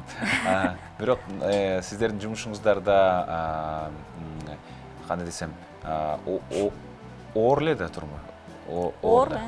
Анан кийин стресс болосуздар дегенде. Бирок ошол эле үй жаныбарлары стресстен арылтат да. Эмне үчүн үй жаныбарын багуу, сиз айткандай жакшы мамиле кылуу, өзүнүн кыял жоругун табуу маанилүү? Эми эң биринчиден жанагы сиз ошо үй жаныбарда мындай эң биринчиден силер түшүнүшүңөр керек. Мисалы, эмнеге мен бул үй жаныбарды үйүмө ит мышыкты алат элем деп. Эң биринчиден эмне себептен? Экинчи, кээ бирөө мындай эң туура эмес нерсе, жана ой мен баламы алып берет элем, мен кичинекей бала азыр милдеттүү эмес, ал карай албайт, ал ойнойт. Бирок үй жаныбары бул оюнчук эмес. Ал оюнчук эмес, ал деле жана айтып атпаймынбы, жаны бар. Анын аркасынан ким жыйнайт? Силер жууп жыйнашыңар керек, тамагын ким алып беришиңер керек. Антияк эмеге ошолор менен ветврачка, ветклиникага алып барасыңар, ошонун баарын караган силер болосуңар. Ошон үчүн сиз ошонун баарын биринчиден билишиңер керек да. Силер эмне себептен алып атасыңар? Алганда, мисалы, биз уже мен кичинекей чагымдан мышык, ит багып эле келатабыз. Мага аябай мындай стресс болуп келем, көп эле стресс, сиз айткандай мен постоянно стресс болом. Бирок ушундай мен башым ооруп, кээ бирде жатып калсам, мышыгым келип, биягыма, жүрөк жагыма жатат, бир мышыгым келип, биягыма жатат. Мындай түшүнгөнсүкчү, бир мышыгым келип сүйкөнөт. Ошондо мен жанагы мындай бир мындай сезим болот да мендечи. Жана ай мама кой эметпе, биз сенин жаныңдабыз. Ушундай эшикке чыксам же үйгө келгенде иттерим чуркап жүрөт, алар дагы шыйпаңдап мындай эмес менен, куйругу менен. Анан ошол аябай эме да. Сиз ошо жумуштан келип өзүңөр анан ошону бакканга силер позитивдүү ошо энергия алсаңар, анда ошол жакшы да. Если силер ошо ит мышыкты алып, анан силер жумушуңардан эмете албайсыңар, силерге жакпайт аркасынан жыйнап, ошол себептен албай эле коюш керек да. Бирок сыйлаш керек. Любой жаныбарды сыйлаш керек. Убактыбыз соңуна келип калды. Салтанат айым бизге өтө кызыктуу, маанилүү маек коруп бергениңиздер үчүн чоң рахмат. Биздин калктагы мындай үй жаныбарлары, дегеле жаныбарларга, дегеле айлана чөйрөгө жоопкерчилик жана жогорку түшүнүк, анан албетте мындай жарандык кандайдыр бир милдеттер менен мамиле кылат деген терең ишеничибиз бар. Бизде мейманда Бугу эне коомдук фондунун президенти Салтанат Сейитова болду. Чоң рахматыбызды айтабыз, ишиңиздерде ийгилик болсун. Анан азыр болсо кыскача рекламалык түрмөк баса берүүнүн башкы өнөктөшү бул Имарат Прогресс курулуш компаниясы. Компаниянын өлкөдөгү 24 жылдык тажрыйбасы бар. Имарат Групп курулуш холдингине кирет. Азыр Имарат Прогресс курулуп жаткан Алтын Булак Лайф, Гранд-Виль, Астория үйлөрүнүн баарыбызды жаңы жашоочу болушун үчүн чакырат. Азыр 31 декабрга чейин алмалуу сезон деген акция жүргүзүлүп атат. Эгерде iPhone 12 Pro, iPad Pro же MacBook алгыңыздар келсе, анда алмалуу сезон акциясына катышып, батир сатып алыңыз. 31 декабрга чейин.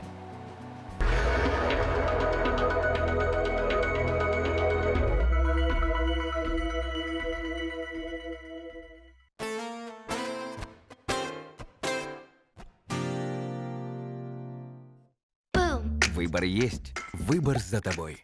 Акция «Яблочный сезон» от Имарат Прогресс. Купи квартиру и получи яблочный подарок. iPhone 12 Pro, iPad Pro или MacBook 2020 года. Какой подарок? Выбираешь ты сам.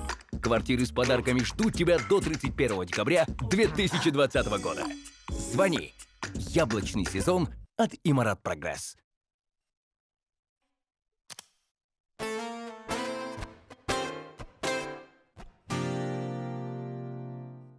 Карина могла бы только мечтать, что тетя даст разрешение на вечеринку с друзьями. Но вместо этого она загадывает желание в своей собственной квартире. Приобретайте квартиру вашей мечты, чтобы переживать только приятные моменты жизни. Авангард Сити. Город вашей мечты.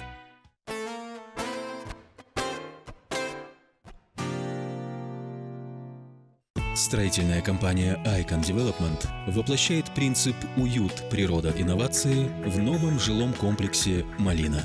Чистый воздух, современный дизайн, продуманные до мелочей архитектурные и ландшафтные решения подарят вам долгожданный комфорт. Ощущение своего дома, место гармонии и созидания для всей семьи. Ведь жизнь может быть малиной, стоит только захотеть. Живите с комфортом, живите в «Малина».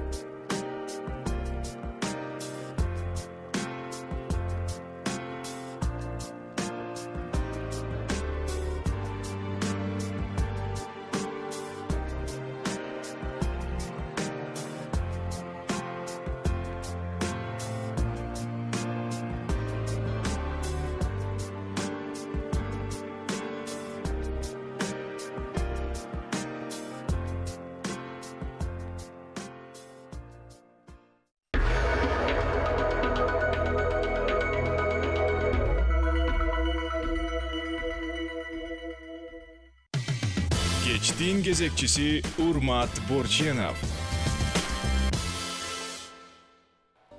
Башканы коюп Манастайт демекчи бүгүн эфирибизде Манас менен баштап, анан Манастын 7 осуятынын бири болгон табият менен таттуу мамиледе бололу деген чакырык менен жыйынтыктайбыз. Бул иш күндүн кечи программасы болду.